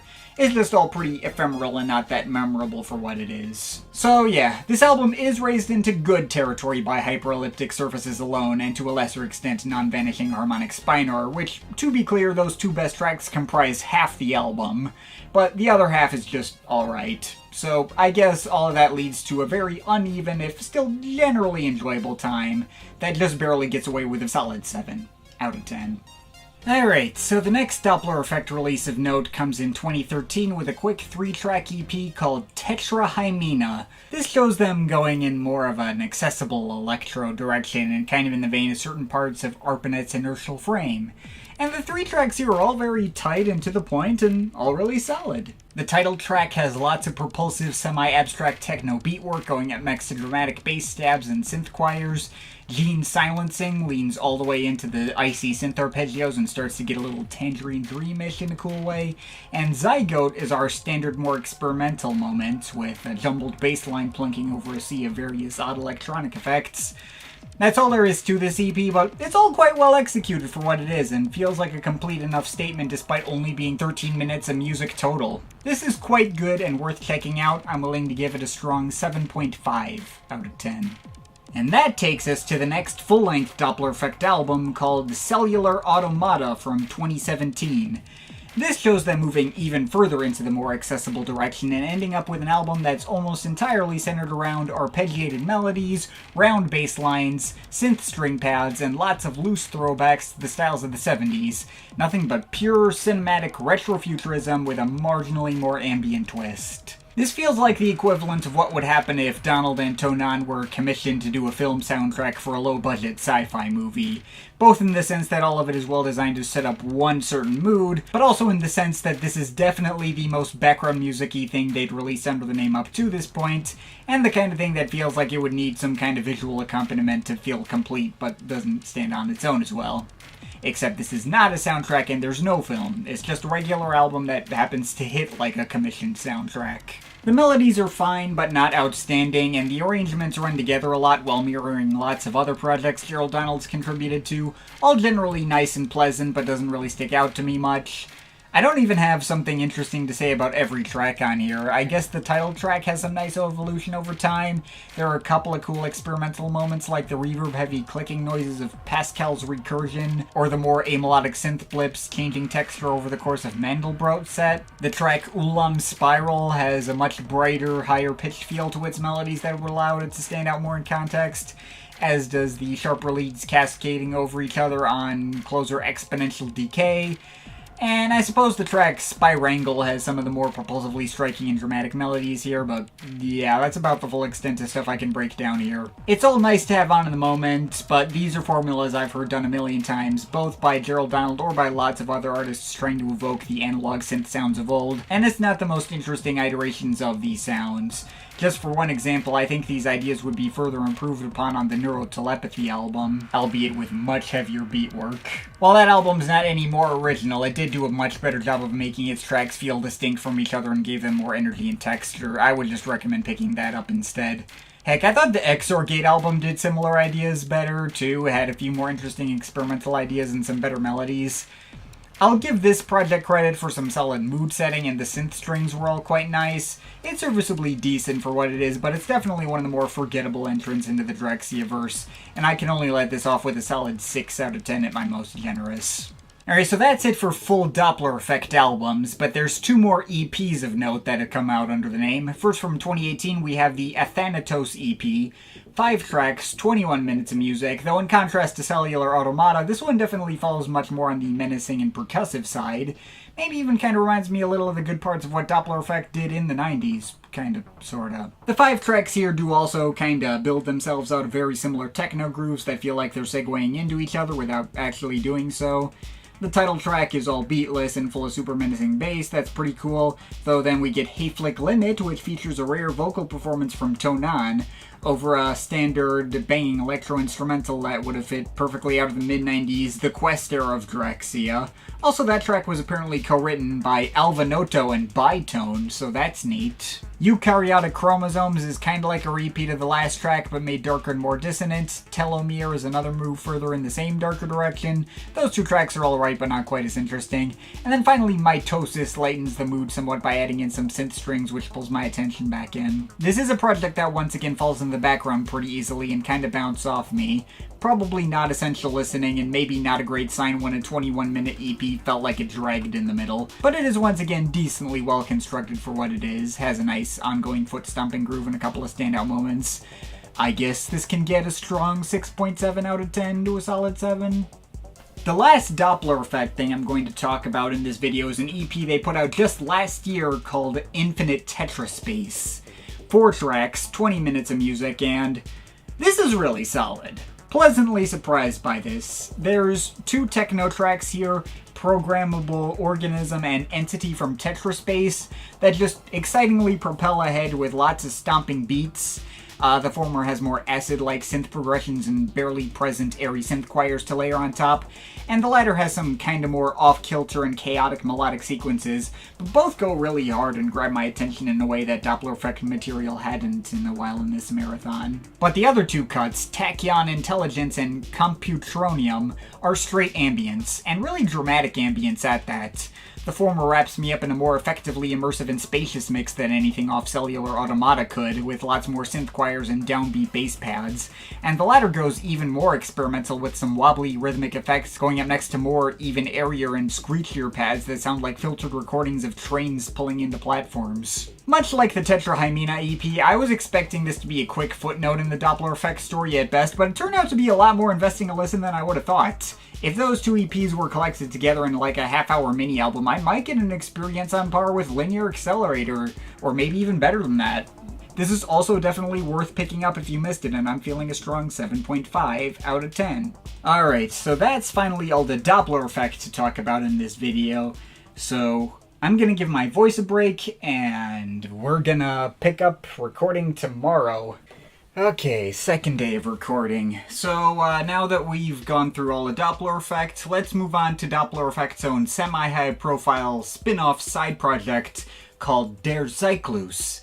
mostly just helmed by Gerald, occasionally working solo, but also sometimes in collaboration with Kim Carley and William Scott, as well as with Anthony Shakir and Elena Sizova at various points, among other people, or so I'm told. Hard to confirm on most of these, again. Now, Der Zyklus is primarily known for one full-length album, but there were several EPs attached to the name as well, so we're going to talk about a bunch of those. Starting with the outfit's first two EPs, Der Tonimpulstest in 1998 and Der Zyklus 2 in 2001. I'm grouping these two together since, while all the material from these EPs is technically on streaming services, for whatever reason, the EPs are released under different names with 2 tracks swapped between them. The 2 tracks on Der Tonimpulstest and 2 tracks from Der Zyklus 2 got re-released in an untitled mini-compilation EP in 2006 on the Frustrated Funk label. On streaming services, I think that EP is titled with 3 commas. And the remaining 2 tracks from Der Zyklus 2 were re-released in a separate 2-track EP in 2013. Why this happened the way it did is beyond me. Though, when you get past that, there isn't too much to say about the material on there. The Der Tonimpulstest single and its B-side about nanotech or whatever are fine. Just electro formulas you've heard from him before. The actual track, Der Tonimpulstest, has some cool beeping synth riffs that, as per the title, sound like basic tone generators used in like a hearing test or something, but that's about all I have to note. Not gonna score that EP, not really enough there to work with. Although the Der Zyklus 2 EP was a fair bit better. There's a lot more of much more chill and relaxed melodic flares going through that one that actually remind me a bit more of James Stinson's solo work than Gerald Donald's. Especially as heard on Stinson's solo album from the same year as The Other People Place, which I'll be getting to much later in this video. It's led many people to theorize that Stinson may have had uncredited contributions to this EP, although the German titles and sci-fi subject matter do feel more like Donald's thing, so perhaps he heard some of what Stinson did behind the scenes and took some inspiration? I don't know. Obviously, there's no way to confirm that one way or the other. But in any case, the material on this EP is really nice. Tracks like Elektronische Zyteko and Mathematische Modelle are just surprisingly warm and pleasant tunes. Formenverwandler is a nice tune in the same vein, with Donald providing a decently catchy vocal hook about bending time and space. I see that one in particular brought up a lot among a lot of people's favorite moments to ever come out of the extended Drexciya verse. And there's also a track where he pretends to be an alien or something called Misiplik? I don't know, whatever. Which is neat, I guess. I wouldn't say any of this stuff is like the most essential listening, but there's some cool stuff worth hearing, especially on the Der Zyklus 2 EP. I enjoyed what I heard there. If I had to score that EP, it'd be like a 7.3 out of 10 maybe. It's good. But the real main attraction of the Der Zyklus story is the project's full-length debut album Biometry in 2004. Now, in this video so far, I may have already talked about a number of different projects in Donald's oeuvre that got significantly more experimental and abstract, but this is one of the most popular and recognizable projects he's put out in that vein. It gets about as much attention as most Dopplereffekt albums. Now, Biometry, unlike other Der Zyklus records, is actually not a collaboration. This is Gerald Donald working solo, basically making a 4th Arpanet album in spirits, bridging the gap between what he did on wireless internet before and quantum transposition after. Well, sonically it's significantly closer to the latter of those two projects than the former. The parallel to wireless internet comes in the way of its surrounding concept, which semi-neutrally explores rising new technological developments. Technically, this album doesn't actually concern the study of biometry. Biometry is just the application of statistics to biological data in a broader sense. But this album is concerned with the far more specific, but similarly named subject of biometrics. Systems of automated recognition of people based on physical or behavioral traits. Wikipedia says not to confuse the two subjects. Looks like Donald might have, but I'm obviously not about to criticize him for it, what with my just now finding out about it by accident while looking it up to get some phrasing in my mind to write about the subject matter here. But yeah, it's an album about biometrics. Tracks with titles like iris retinal scanning, hand geometry, facial vectors, optical fingerprint correlation, and specifically exploring how these systems are used by computers to identify people. There's a track called Biometric ID with some of Donald's spoken lyrics discussing biometric identification and using a smart card for multiple access. A futuristic sounding concept, and technically there's nothing in the text to the album to imply one way or the other the value of these technological advances, though the actual tone of the album is extremely spooky and unnerving, even more actively menacing and paranoid feeling than his other more experimental leaning projects I've talked about earlier in this video. As a loose symbolism for the fact that the most common uses of biometrics are security and, well, surveillance. The AllMusic review for this album pointed out how well-timed this album's release was for 2004, like a few years after 9/11, and shortly after the US started a war with Iraq for no reason. At the time this came out, domestic security and surveillance had become a very important subject for the powers that be to focus on, and the war on terror gave them the excuse to ramp up security and invade the privacy of Americans that might not hold American values, as it were. See, Donald did get smarter about the political side to his work after the early Dopplereffekt stuff. This was a pretty dang clever idea. And similar to Arpanet's wireless internet, Biometry is an album I think is very solid, but most of my actual enjoyment comes from respect for its concept and execution rather than being moved by how it plays out musically. The freeform experimental tone of everything is cool and certainly well fleshed out, but it also has a tendency to meander and feel a little aimless in many parts. Tracks like the opener and title track or the 9-minute centerpiece Facial Vectors are formless seas of glitches and abstract noises that, while cool, aren't the most attention-grabbing. Especially the latter, which frankly had no business being 9 minutes long, and absolutely tanks the pacing of the record. 4 minutes on that track would have been plenty. The above-mentioned biometric ID has Donald's spoken word going over foreboding ambient sequences, which was cool the first time I heard it, but kinda got old the more times I put the album on. And tracks like Hand Geometry, Recognition Time, and Optical Fingerprint Correlation just kinda cycle through various sparse collections of synthesized sound effects without really structuring them. They bring in a lot of different sound effects. The textures can be interesting and have some real bite and force to them. I do kind of like some of the whooshing and bleeping scannery sounds on Hand Geometry, and the second half of Optical Fingerprint Correlation brings in all these lumbering patterns of bleeping synths, which I thought were pretty cool. But on average, tracks like these just kind of tend to feel like aimless sonic meandering without much of a sense of purpose or drive beyond their general mood setting. On the other hand, the album's most memorable moment is also one of its most experimental moments in Polar Coordinates. This is a 6-minute ambient track that starts out with these really icy sequences of melodic plinks. It's the only moment on the album with a tune I can remember. Although that tune doesn't stay around for the full length of the track. In fact, it only sticks around for about 2 minutes before shifting into fuzzy popping sound artifacts, whooshing drones, and totally switching up into all these foreboding metallic rattling sounds that sound like something got stuck in an air conditioning system. There are also a few technically more danceable moments scattered throughout the album, though even these tracks are pretty sparse and empty sounding. In a cool way. Like the groove made out of metallic tapping and screeching noises on Eigenface Facial Asymmetry, the shuffling, broken up techno beatwork with cool bass stabs and minimal synth plinks on Biometric Systems, or the more propulsive beats and rattling sounds on Iris Retinal Scanning. And the album ends on a strange and off-putting, kinda more melodic note on 4,000 Irises, 2,000 Persons Max, mostly made out of melodic synth blips and chimes, but creating some fairly unstable and sour harmonies with some wiry noises that sound like warped screaming in the background. Not really an ending that leaves you with much closure or any idea what to think about what you've heard, fitting for the ambiguously unresolved and questioning tone of the concept, I suppose.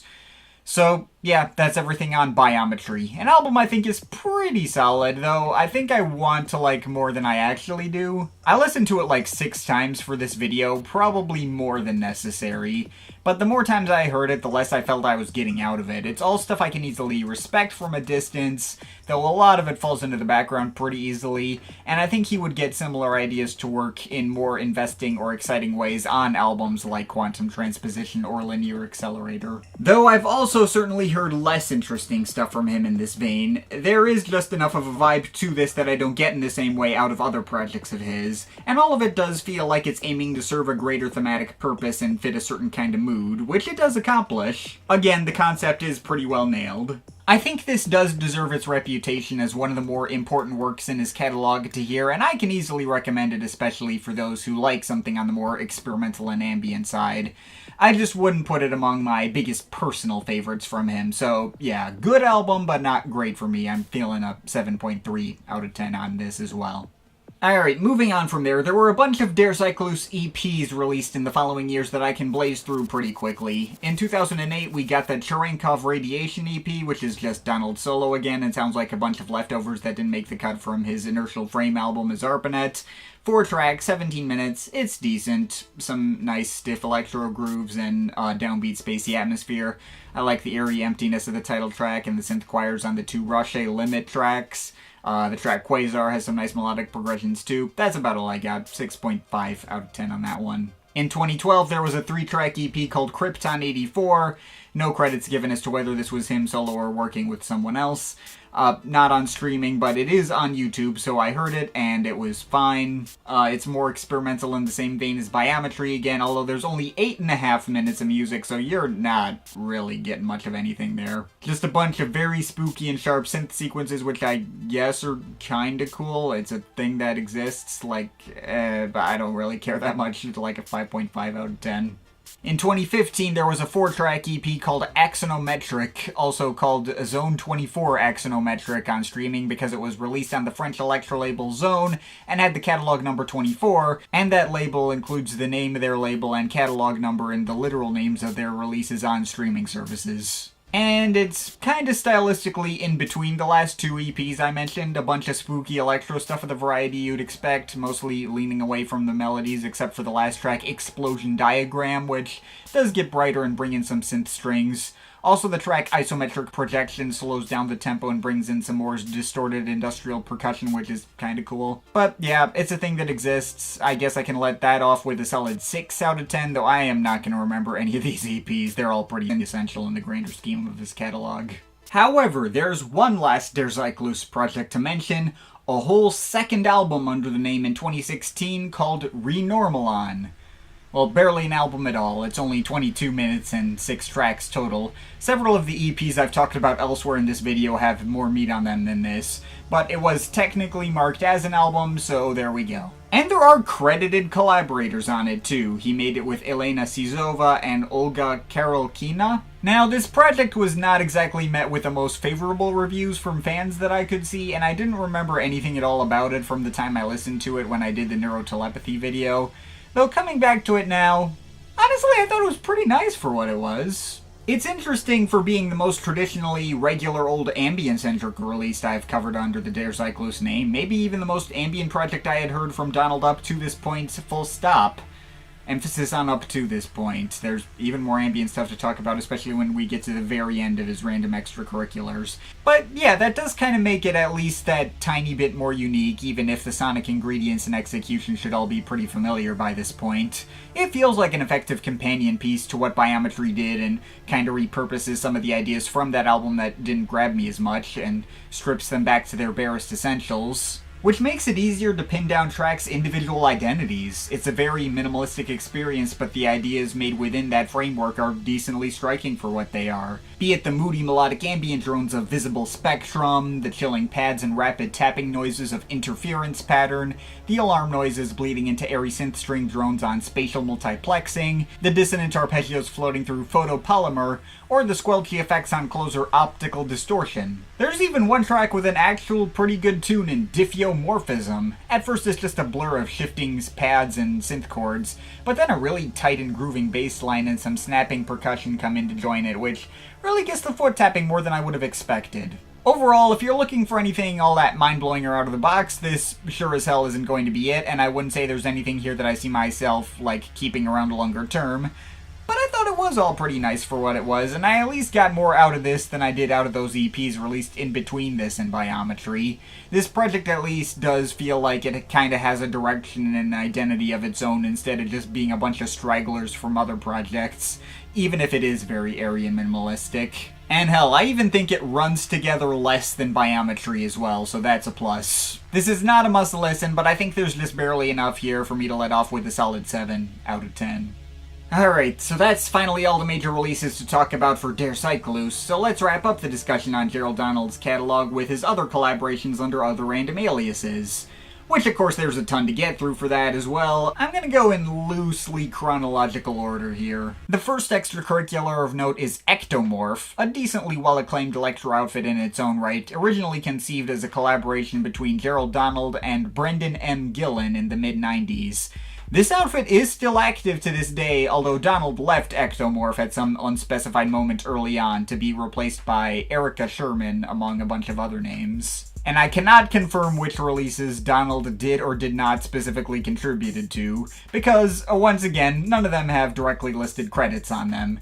So I'm just going to talk about the first 2 EPs released under the name, which are safest to assume Donald had involvement in, and which got remastered versions through Gillen's Interdimensional Transmissions label in 2018 and 2019. The first EP is called Subsonic Vibrations from 1995, and it's definitely a collection of mid-90s electro, alright? Very minimalistic, very straightforward, not the kind of thing that gives me much to say about it, but I mean, as far as these very straightforward electro formulas go, I guess this could stand out from other projects I've heard in this marathon for just how dark, bassy, and minimal it is. I do really like the menacing heavy bass lines on the title track, that's easily my favorite here, and all the squirty, acidish textures on The Last Days of Skylab are decently cool too.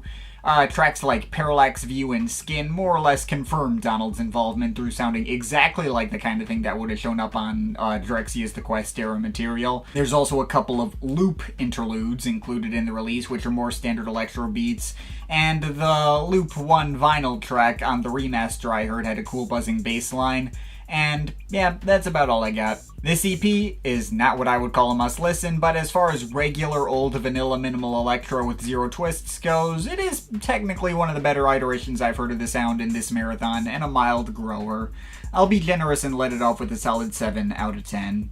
The other Ectomorph EP I heard was the Stark EP, also from 1995, and this is more of the exact same kind of stuff as on Subsonic Vibrations, except this was even less interesting. There's technically more here than on the other one, but the material here runs together even more, with tracks like Satori, Silver, and Malfunction all delivering standard minimal electro formulas that all sound pretty much the same to me. I guess the creepy melodies on Timefold give it that a slightly different flavor, even if the melodies are not memorable.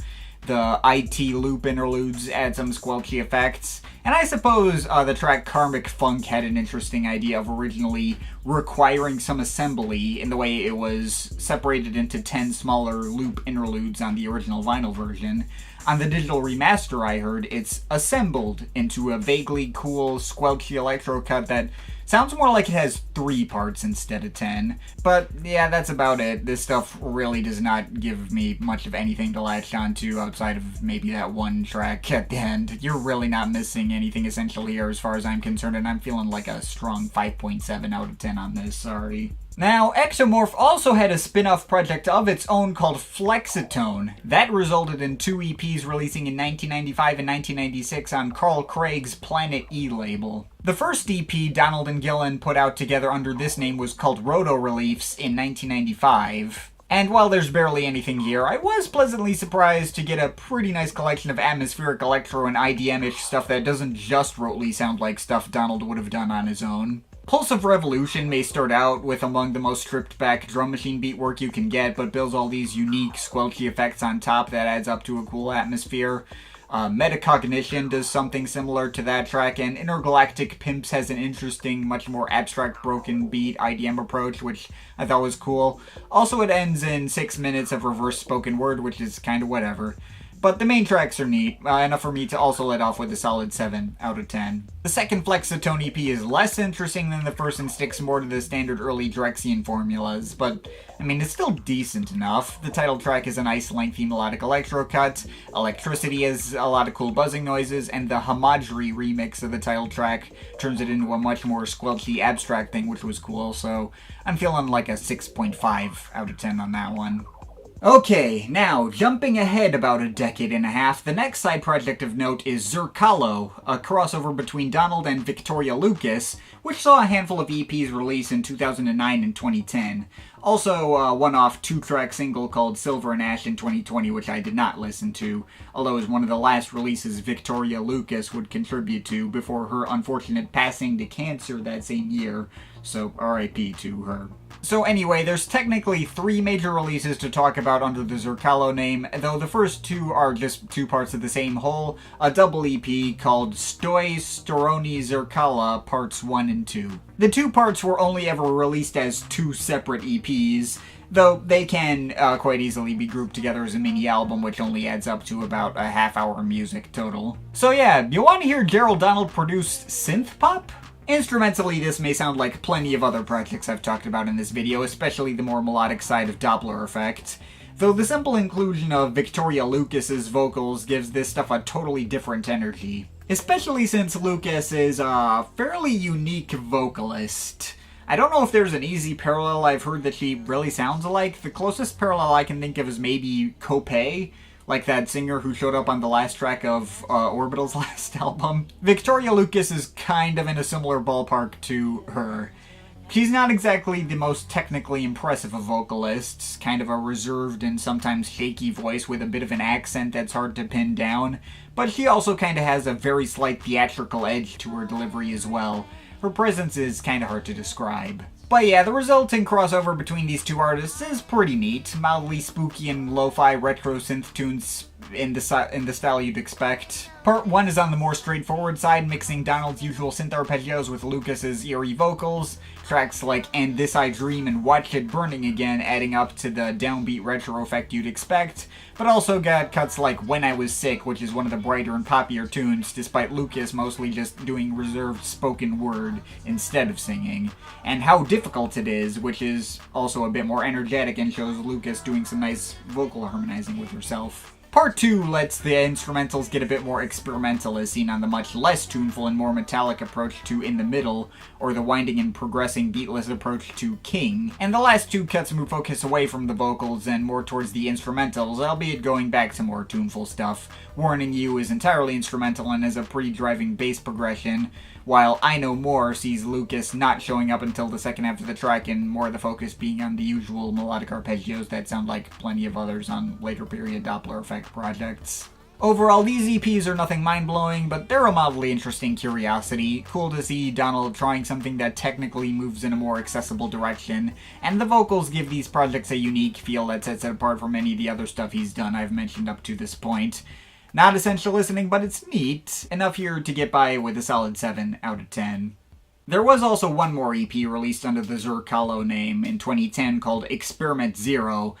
Oh, excuse me, I mean Experiment Zero. That's how Lucas pronounces it. Anyway, there's barely anything here. 3 tracks adding up to less than 9 minutes of music, but I mean, if you want to hear the Zerkalo sound shifted into even more spooky and out there territory, this'll be for you. Invisible has all the ingredients of a low-key synth pop tune, but gets as dissonant and freaky on the melodic side as it can possibly get, to the point of barely having an actual tune at all.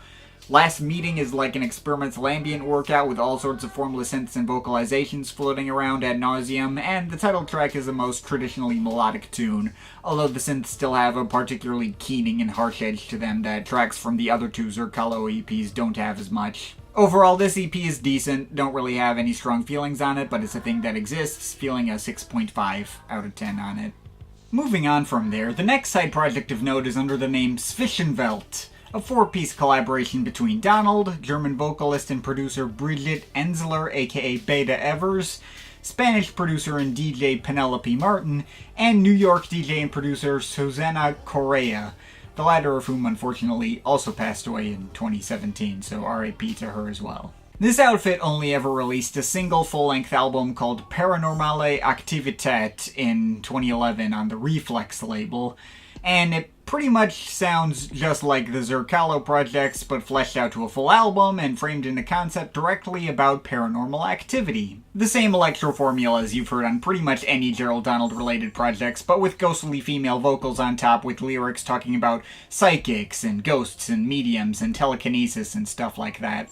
I suppose this project in particular is a cool reminder of how these kinds of synth tones play well into darkwave and goth aesthetics. These kinds of instrumentals make for surprisingly perfectly on-point fit for the subject matter, in the way that lots of Drexciya-related stuff sounds like it could work as synth soundtracks to shoestring-budget horror or sci-fi B-movies. Though once you get past that, I'd struggle to come up with much else to note about the album or its finer details outside of that. After hearing this many mildly spooky electro records for this video, I'd be lying if I said this stood out to me that much in the grander scheme of the Drexciya-verse. The vocals from Beta Evers are neat and capture the effect the album is going for, but the voice is less unique or flavorful than Victoria Lucas was in the Zerkello stuff. And instrumentally, it also gets the job done for what it's going for, but doesn't really stand out from the crowd of projects I've discussed in this video. Less tuneful than the likes of Japanese Telecom, or the first two Zerkello EPs for that matter, but not nearly weird or experimental enough to hit in a Der Zyklus Biometry kind of way either. It's still decent, and the experience doesn't run together. There's tracks with pretty decent vocal hooks like on Clairvoyant or Cryptic Dimensions. A few cool instrumental moments sprinkled throughout like Dies Psychia or Enigmata. Every track on here falls into one of those two categories with varying execution. Those particular four were my favorites. All this is nice while it's playing, it just kind of disappears from my head once it's done. The subject matter and concept may be interesting and the vibe is pretty well nailed down, but outside of that, there's nothing really here that isn't done better by lots of other stuff in the Drexciya-verse, and I'm feeling a strong 6.7 out of 10 on it.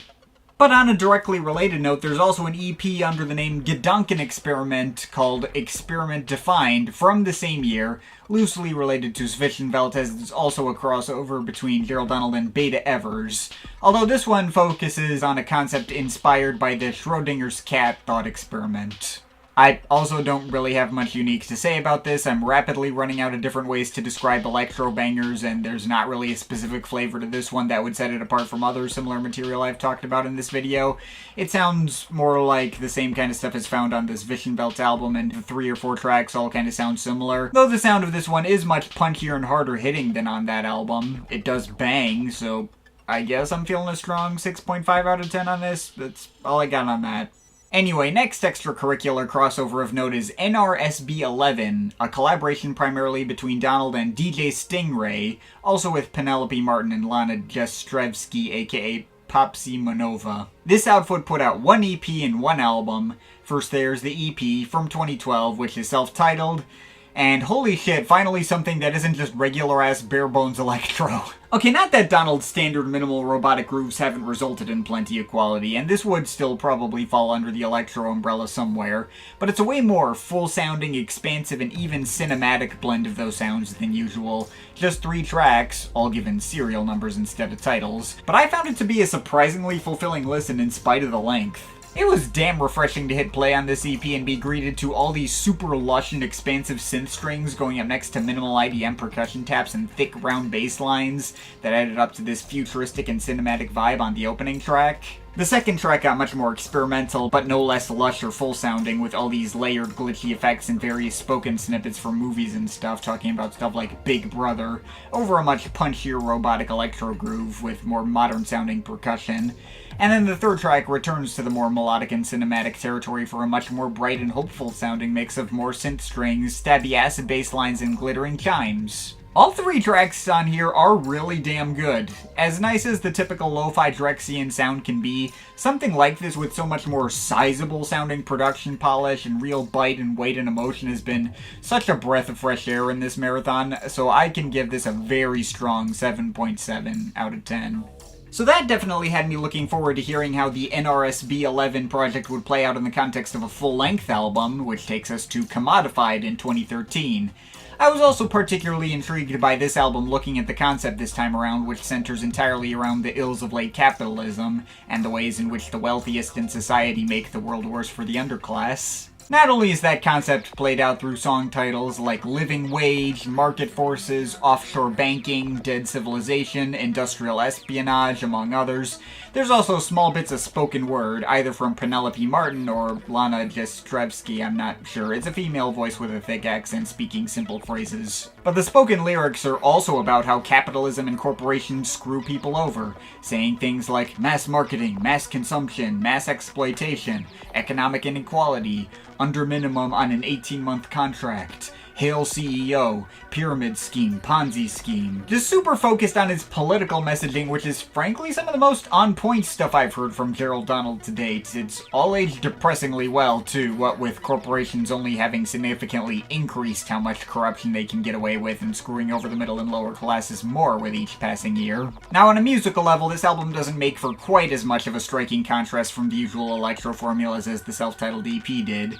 This is a bit more of a move back to the kinds of arrangements you'd expect, though these mixes retain the super crisp and clean sound of the EP and have a level of punch and satisfying fullness and expansiveness to them that you really don't get out of most projects in the Drexciya verse. Some of the album can run together a bit and not everything here gives me something to say, but every track hits in its own way. On the banger side we have the buzzing electro beats and synth string washes of consumer programming, the similarly propulsive beats of market forces featuring some more chiptune-like melodic synths, or its more atmospheric and breezy but still dark, foreboding and heavy counterpart offshore banking. And the album ends with probably its most straightforward and percussive moment on Shadow Corp. But there's also tracks that provide some other slower and more experimental feeling spins on the sound, like the halftime polished metallic clanging arrangements of Laundered, or the cyberpunk heaviness with serious movie dialogue snippets on Dead Civilization. There's also a few brighter and more melodic moments to fit into the same dark and foreboding vibes, like on the heavily layered melodic arpeggios and oily bass stabs of Bioethics, or the cinematic expansiveness of Living Wage with its lead arpeggios fronting some pretty thick and smoky, reverb-heavy atmospherics. I think that's about all I have to break down on this album. It's not life-changing in this genre, but between the conceptual sharpness and the way cleaner and bigger and more imposing approach to the production, makes it one of the more exciting albums I've heard in the extended Drexciya verse. I enjoy it about as much as the companion EP, and I'll give this a 7.7 out of 10 as well. Anyway, next side project to mention is Project STS-31, a crossover between Gerald Donald and Robert Wachikowski, from which one album in 2016 came out called Spiral Galaxy Hubble Telescope Series Volume 3. The subtitle is a reference to a small series of releases on Wachikowski's Solar One music label called the Hubble Telescope Series. The previous two volumes in the series were two completely unrelated EPs by Luxus, Varta, and ERP, respectively. Anyway, Spiral Galaxy is ostensibly presented as a various artists compilation, though it's really just a crossover between these two artists, and can probably be classified as a regular album anyway. Every track on here that's not just credited to Project STS-31 and is presumably a direct collaboration between Donald and Wachikowski is credited to a side alias of one of the two artists. There's tracks here credited to Donald's common pen names Rudolf Klorzeiger and Heinrich Müller, as well as to Der Zyklus. And Wachikowski has credits in the way of his aliases The Exaltex, Robert Heisey, and Crotophytus.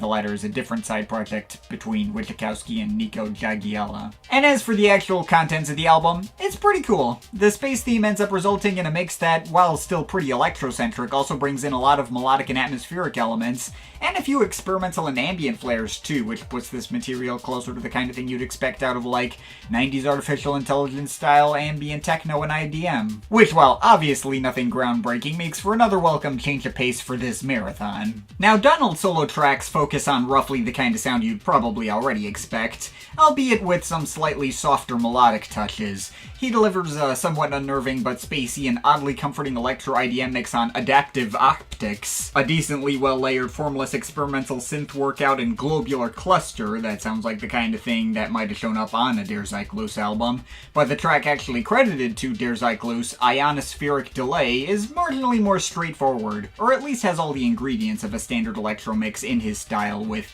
shuffling drum machines, stabby bass lines, arpeggios, and some muted spacey synth choirs, though all these elements do feel ever so slightly out of sync with each other and create a sense of odd instability, which is emphasized more on the extended version of the track, tacked on at the end as a CD-exclusive bonus track. Though as nice as these tracks were, I think I actually gravitated more towards the tracks Wachikowski delivered, as well as the Project STS-31 cuts they collaborated on. Perhaps because at this point in the marathon I know well enough what to expect out of Donald's direction, where it's more interesting to hear other people's take on these formulas than his. In terms of Wachikowski's solo tracks, while these also focus on standard ambient techno and electro formulas, they're assembled in just enough of a different way to feel fresh. be it on the more propulsive beats and atmospheric pads of NGC 253, the even heavier and more intense and forceful mixes of buzzing synths and beats on GJ 1214B, or the track Stars, Gas, and Dust, which makes for an interesting change of pace through its inclusion of all these filtered jazzy drum loops going over bass rumbles. That sounded pretty unique. He also contributes 2 of the CD exclusive bonus tracks on his own as well. Messier 81 is actually one of the mildly catchier tracks included in the package, with its pad progressions hitting nicely over the slower driving electro beats and bass lines. And he also provides a wholly ambient track called The Survey of the Entire Sky, which is quite cloudy and enveloping. And speaking of ambient tracks, most of the tracks credited to Project STS-31, which they worked on together, are also straight ambient cuts. The opener and title track has a cloud of warm and spacey melodic pads, which is quite nice and striking and a cool way to kick the album off, and 2 of the CD bonus tracks show the duo also getting their experimental ambient stylings on, with a thick and foreboding metallic drone of density waves and the whooshing and crashing formless effects of the supermassive black hole. Though the remaining Project STS-31 track, 50,000 Light Years Away, is more of a standard melodic ambient techno blend. Though one of the more striking ones included here as well. The techno beats are pretty stomping, and the way they go up against all the super stabby bass lines gives me strong Giorgio Moroder vibes, which is pretty cool. So yeah, that's Spiral Galaxy. It's a pretty fun time. While absolutely nothing I haven't heard loads of times in this genre, it did make for a nice change of pace for this marathon. The spacey and atmospheric and melodic flares of it, as well as the structuring focused on both artists working solo and together, makes it one of the more interesting and striking side projects Donald's been involved with, and it definitely has enough of the usual electro underpinnings to not feel out of place as an extracurricular addition to the extended Drexciya-verse. So I can give it a 7.5 out of 10. It's a good time. But while I'm on that topic, there was one more project that came out from the duo of Gerald, Donald, and Robert Wachikowski called Dimensional Shifting in 2020, although not under the Project STS-31 name. They were instead credited separately as The Exaltex and Heinrich Mueller. Also, ironically, this seems to be more of a traditional collab album that credits both artists on all tracks rather than one that presents itself as a various artists comp and points out more specifically who did what. By the way, for this one I only listened to the standard edition on streaming services. I think there are a couple of bonus tracks on certain physical editions here as well, but I didn't seek them out like I did for Spiral Galaxy.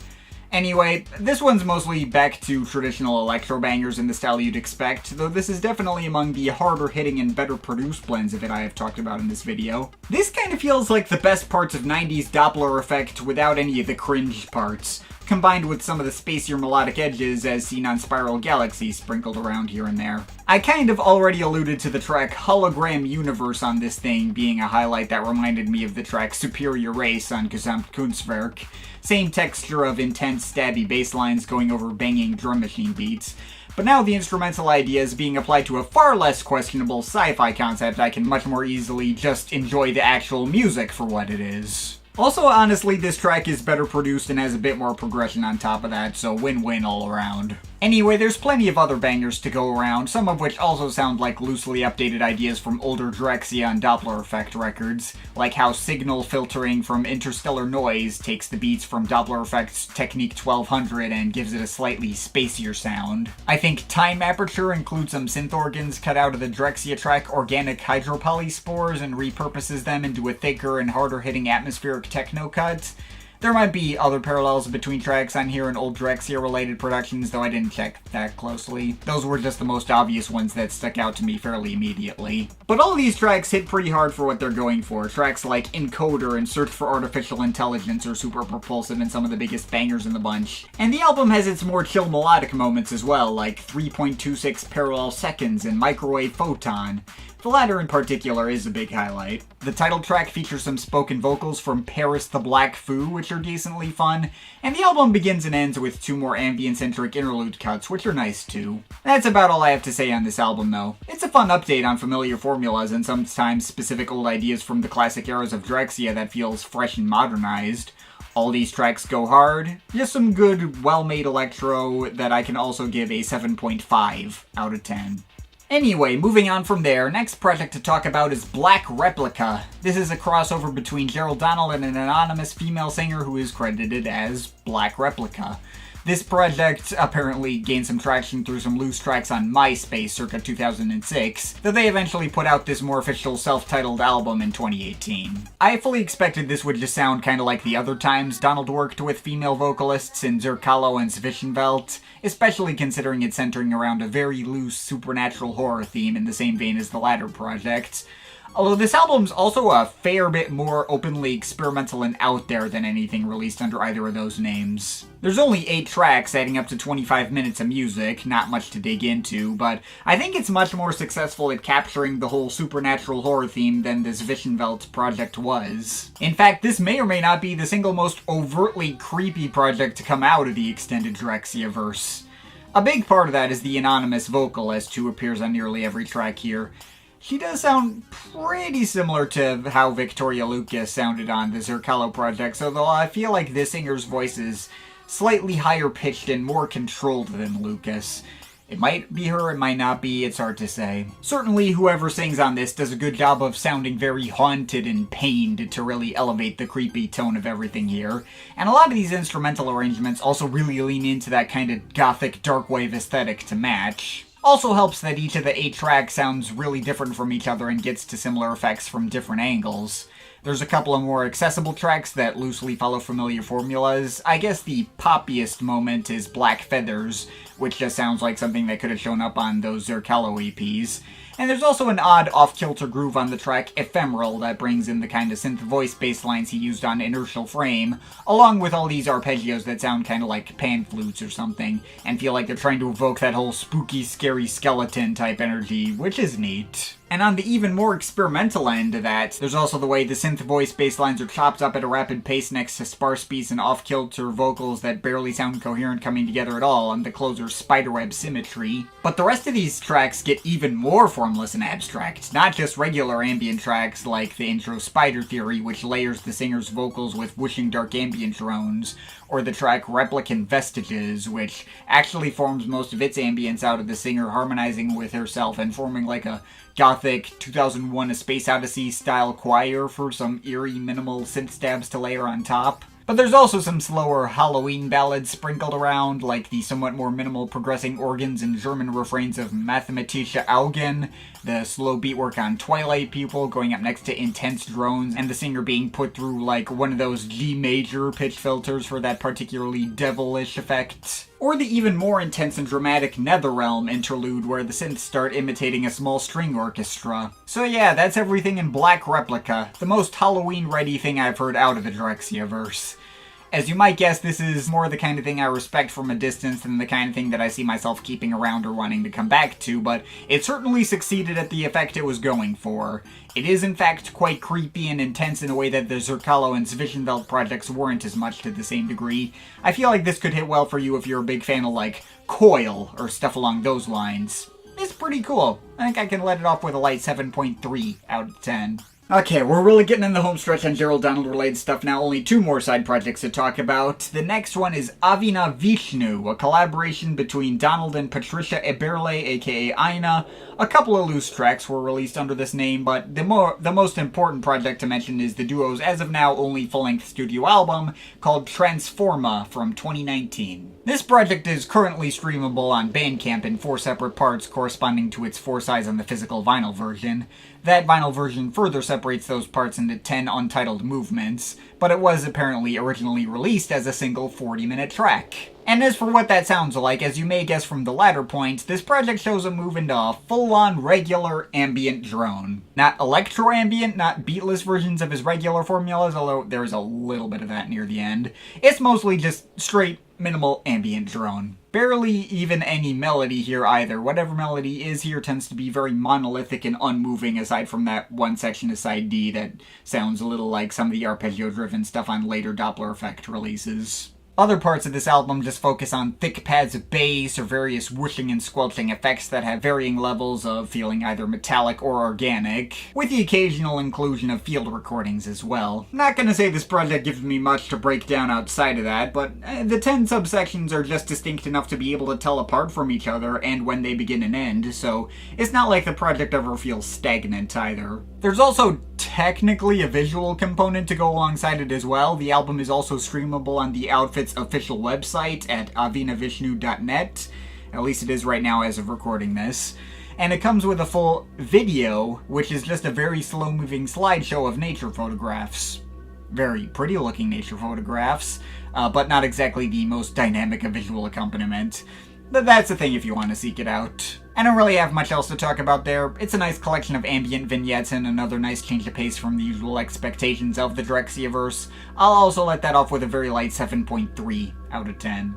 And with that, we're finally left with just one last side venture to discuss that Donald was involved with, called Daughter Product. This is apparently an open source collaboration between Donald and several different artists, including Richard Smith, aka Shostakultz, Sarah Davachi, Christina Vansu, Elena Sizova, Ruben Benabo, and Anna Kadabra, aka Annie Hall. This project never technically released any full albums or EPs, but there were a series of 15 loose tracks released under the name on Bandcamp between 2019 and 2021, only 5 of which were released after the last 3 months of 2019, and the first 7 or 8 of which were released within like 2 weeks of each other around October and November that year.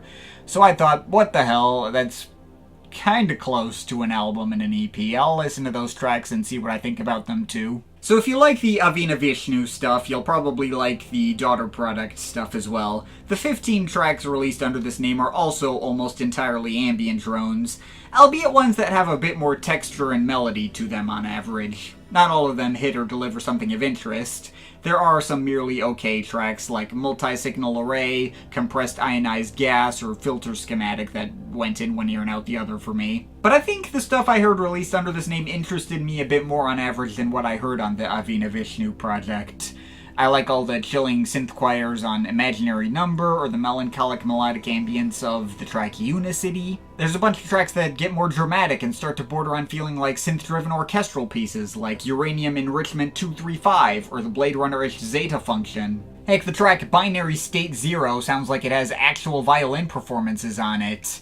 There's also tracks like Homeomorphic and Beta Spline with more bleeping textures and rhythms for something with a bit more sonic density and sense of forward movement. And the track called Holomorphic Functions has some bassy synths with a lot more dramatic punch. And there's one track called Immunofluorescence, which stands out for stretching on for a full 32 minutes. Longer than some regular albums I've talked about in this video. It's not necessarily the most well-textured of mixes on here, but all the shifting drones and paths do have enough evolution and progression to justify the length well enough. So yeah, there is some good stuff here worth checking out. Obviously not going to give out a score, what with there not being a full project to tie these loose tracks together, but there's some cool stuff worth hearing if you like cyberpunky melodic ambience. So, with that, I think that is going to be all the Gerald Donald related stuff I'll be talking about in this video. Jesus, that was so much. But obviously, given the title of this video, this isn't just a Gerald Donald odds and ends. Drexciya was a collaboration between 2 guys whose input was equally important. So now we of course have to talk about the work of the other member, the late James Stinson. And I've saved him for last to pay tribute to him, and arguably Stinson may or may not have been more important to the equation of what Drexciya was than Donald, depending on who you ask. There's a quote on his Discogs profile from Mad Mike Banks, co-founder and de facto leader of Underground Resistance, talking about Stinson's place in the Detroit electro scene as follows. Now, there's a whole resurgence of electro, and James was the life force of it. He had a fascination with the ocean and aquatic things and African-American history, and the voyage African people had to make. He was fascinated with the strength and endurance you have to make a voyage. His best feature was that good enough wasn't enough. He always pushed the envelope. Even at UR, where pushing the envelope is the norm, he pushed it harder than any artist on the label. He would expect us to keep living on the edge. As much of a legend and game changer Gerald Donald was, we can't sit around here doing a video on the extended universe of Drexciya without giving James Stinson his proper flowers as the game changer he was as well. And while he may not have been nearly as prolific as Donald, there's a decent chance he could have been if he were still with us today. Before and immediately after his passing in September 2002, he'd released several solo albums under multiple different names like The Other People Place, Transillusion, and Shifted Phases, among others. so we're going to talk about all of those, including the ones released posthumously. But before we get into the guy's widely regarded solo classics, we're going to go even further back to Stinson's origins in the underground electro scene all the way back in 1991. The earliest known release of his is a one-off EP he put out under the name Clarence called the Hyperspace Sound Lab. Seeing as how I covered Donald's first known physical release as Glass Domain for this video, I had to make sure to throw this in here as well. And, well, I wouldn't exactly call this a masterpiece either, but I'll certainly take this over Glass Domain. This is some pretty nice, classic-style electro, though not quite the same kind of regular Kraftwerk-style electro that we've been referring to throughout this video. Rather the electro which was specifically an offshoot of early 80s hip-hop. There are 2 tracks on this EP where Stinson raps in Clarence G's Club and 'Cause I Said It Right, attempting a fast flow style in that 80s kind of cadence, and it's alright, I suppose. You can tell he's having a hard time keeping up with how fast the beat is moving, and he's slurring most of his words together, and makes it difficult to make out everything he's saying. But, you know, he's got a decent tone of voice and cadence for it. He keeps up just barely enough where I could envision him nailing it better had the track been moving at the standard pace for a hip-hop beat. The tracks he raps on are fine. Not very technically impressive, but, you know, mildly fun to listen to for what they are. Though the other 2 tracks are entirely instrumental and stick to the regular old traditional electro style, and yeah, they are better. The rattling drum machines of Turbine are definitely very thick and danceable with some cool metallic bass stabs to go alongside it, and Data Transfer has a bit more melody with some simple pads and bass lines. It's all a pretty punchy, fun time. This EP is definitely still more of a curiosity than essential listening, but it's not a bad starting point for Stinson for him to obviously improve upon much later down the line. I can let it off with like a 6.5 out of 10. But obviously that's not nearly as big a story as what was to come, jumping a full decade ahead into 2001 after Drexciya had seen quite a bit of success and released most of their absolute best work. Stinson's first real solo album came under a different name, The Other People Place, and that album was called Lifestyles of the Laptop Cafe, distributed through the one and only Warp Records. This is the most popular work to come from James Stinson outside of Drexciya, widely considered to be a classic for the genre, combining the electro revival sound Drexciya were known for with a more chilled down-tempo edge that fit for the kind of stuff Warp Records became famous for in the early 90s with, like, the Artificial Intelligence series and all that. And yeah, I can pretty much confirm the hype for this one. It's great. Though it's also definitely not one I feel like really sticks out on a surface level. I think I previewed through this album in the past out of wanting to hear what Stinson's solo work might sound like in comparison to Donald's, and it didn't really stand out to me that much at the time. It sounded nice, but also sounded like loads of other similar projects in the genre, and I wouldn't have been able to tell you what set it apart. And much like the Electroids project, this seems to be a case for a lot of people who just didn't see what the big deal was. It's kind of divisive. I've seen a number of people highlight this project as feeling really boring and dull to them, and low-key, I do see where they're coming from. Honestly, more here than I did for Electroids, as someone who's experienced plenty of ambient techno fatigue in the past. Though the more time I've spent exploring the further nuances of the extended Drexciya verse, and especially hearing more of Gerald Donald's work, this is a project that stood out a lot more in my mind. Truth be told, this was actually one of the first albums I heard while writing this video. Originally, I was going to talk about Stinson's work first before Donald's in this video, though letting this project sit with me for a bit while already being familiar with a decent chunk of Donald's solo work was part of what inspired me to swap that order, since it really stuck out to me how, despite this album having all the same familiar sonic ingredients you'd find on any given Drexciya record, it is obvious right off the bat how Gerald Donald would not have made an album like this. The sound of this album is way warmer, friendlier, and more comfortable and relaxed than almost anything on Donald's side of the Drexciya verse. There's light vocals on most tracks delivering low-key repeated refrains, but they're not talking about like niche scientific or technological concepts. They're about finding love and human connection.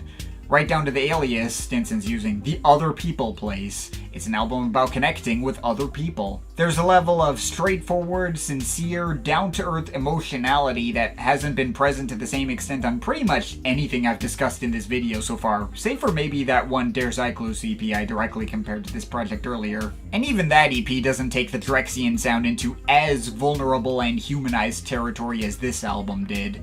So, needless to say, that made all of this a really refreshing listen. I will say the album does take a bit to really get going for me. The opener, Eye Contact, may have a lot of nice muted synth melodies going over its electro beats, but also all these weird, slightly off-putting groaning noises and spoken vocals that also seem to tell a story from the perspective of someone falling in love with someone else watching them on the other side of a cafe. It's nice and fits well enough for the tone of the record, but doesn't really clue you into the core appeal of this stuff. But as we move further into the album, the melodies get more striking and the vocal hooks start to get stronger and more memorable. First on the airy and relaxed It's Your Love, whose vocal hook has all these odd effects on it, but still feels mildly catchy, leading into the even brighter and more vulnerable melodies on the fully instrumental mix of Moonlight Rendezvous, and then into the even more subtly melancholic and sad mix of You Said You Want Me, whose higher-pitched, almost childlike vocal hook hits on a surprisingly strong emotional note. Those latter two tracks were the first ones that started to convince me that this album could cross over into properly great territory, and probably my two favorites on the album overall. Though Let Me Be Me is a big fan favorite and possibly the most popular pick for best track on the album for other people.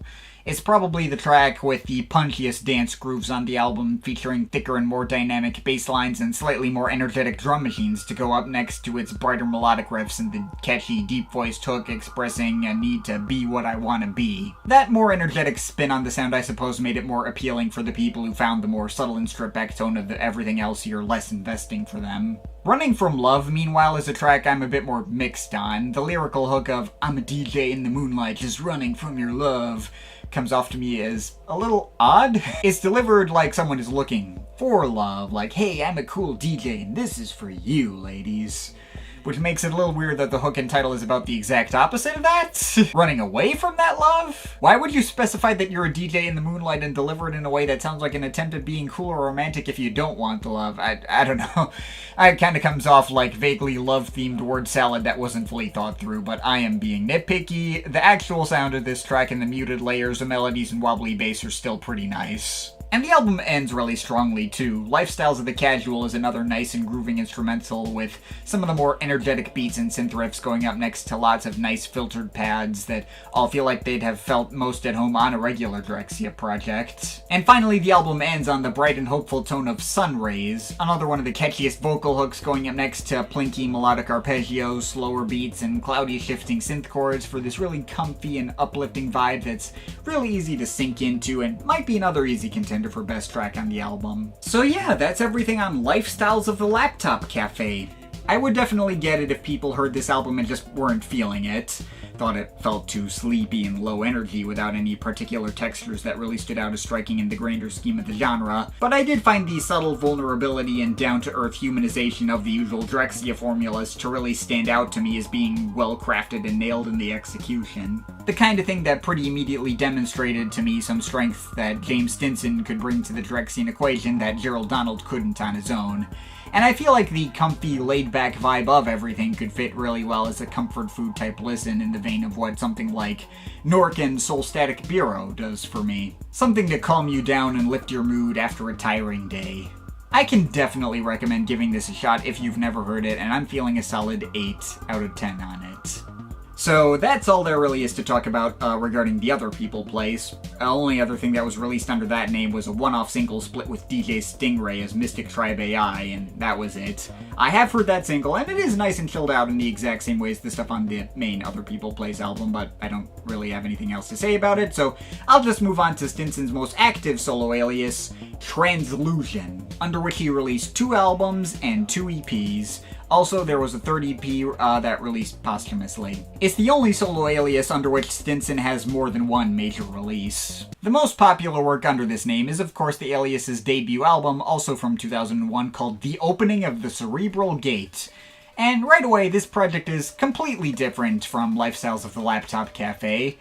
well, it's still a standard electro project with the same sonic ingredients you'd expect, but the mood and energy is near opposite of that project. This one is way more about making hard-hitting dance bangers and doesn't focus nearly as much on melody. And it's still like a different kind of bangers than the kinds you'd hear out of Gerald, Donald, and Dopplereffekt. I suppose the through line between this and the other people plays, the impression that I get on average is that Donald wants to make you think with his music, and Stinson wants to make you feel his music. In the case of the other people plays, feel on an emotional level, but in the case of this album, feel on a bodily level.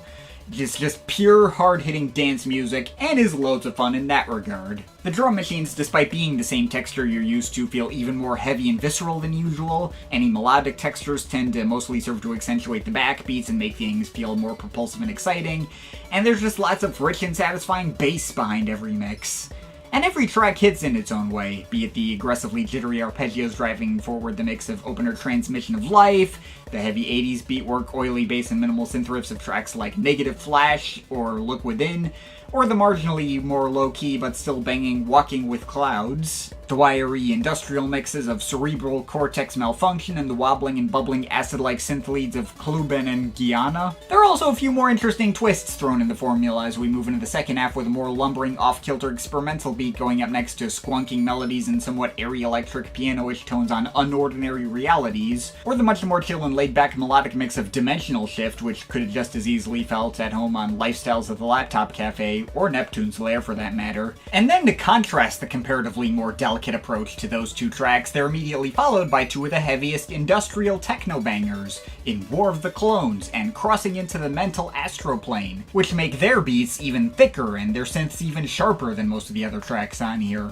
Finally, the album ends on a bit of a downbeat note in Do You Wanna Get Down, which flows through a bunch of bassy and mildly menacing pad chords with squeaky arpeggios and shuffling beats, alongside a few instances of Stinson's vocal saying the title covered in loads of echoing effects, so that it barely even sounds like vocals at all. If for whatever reason you felt like those vocals were annoying, he also includes an instrumental version of that track tacked on at the end subtitled Vocal Devoid. Although I feel like that might have been a bit of an unnecessary addition. The vocals were just barely present in the original and helped add more texture, and the Vocal Devoid version just sounds more empty, but whatever. At the end of the day, the opening of the Cerebral Gate isn't exactly an album designed to be analyzed that deeply.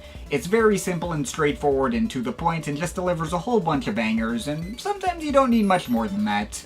The more times I listen to it, the more it grows on me, and I think I'm feeling a strong 7.7 out of 10 on it.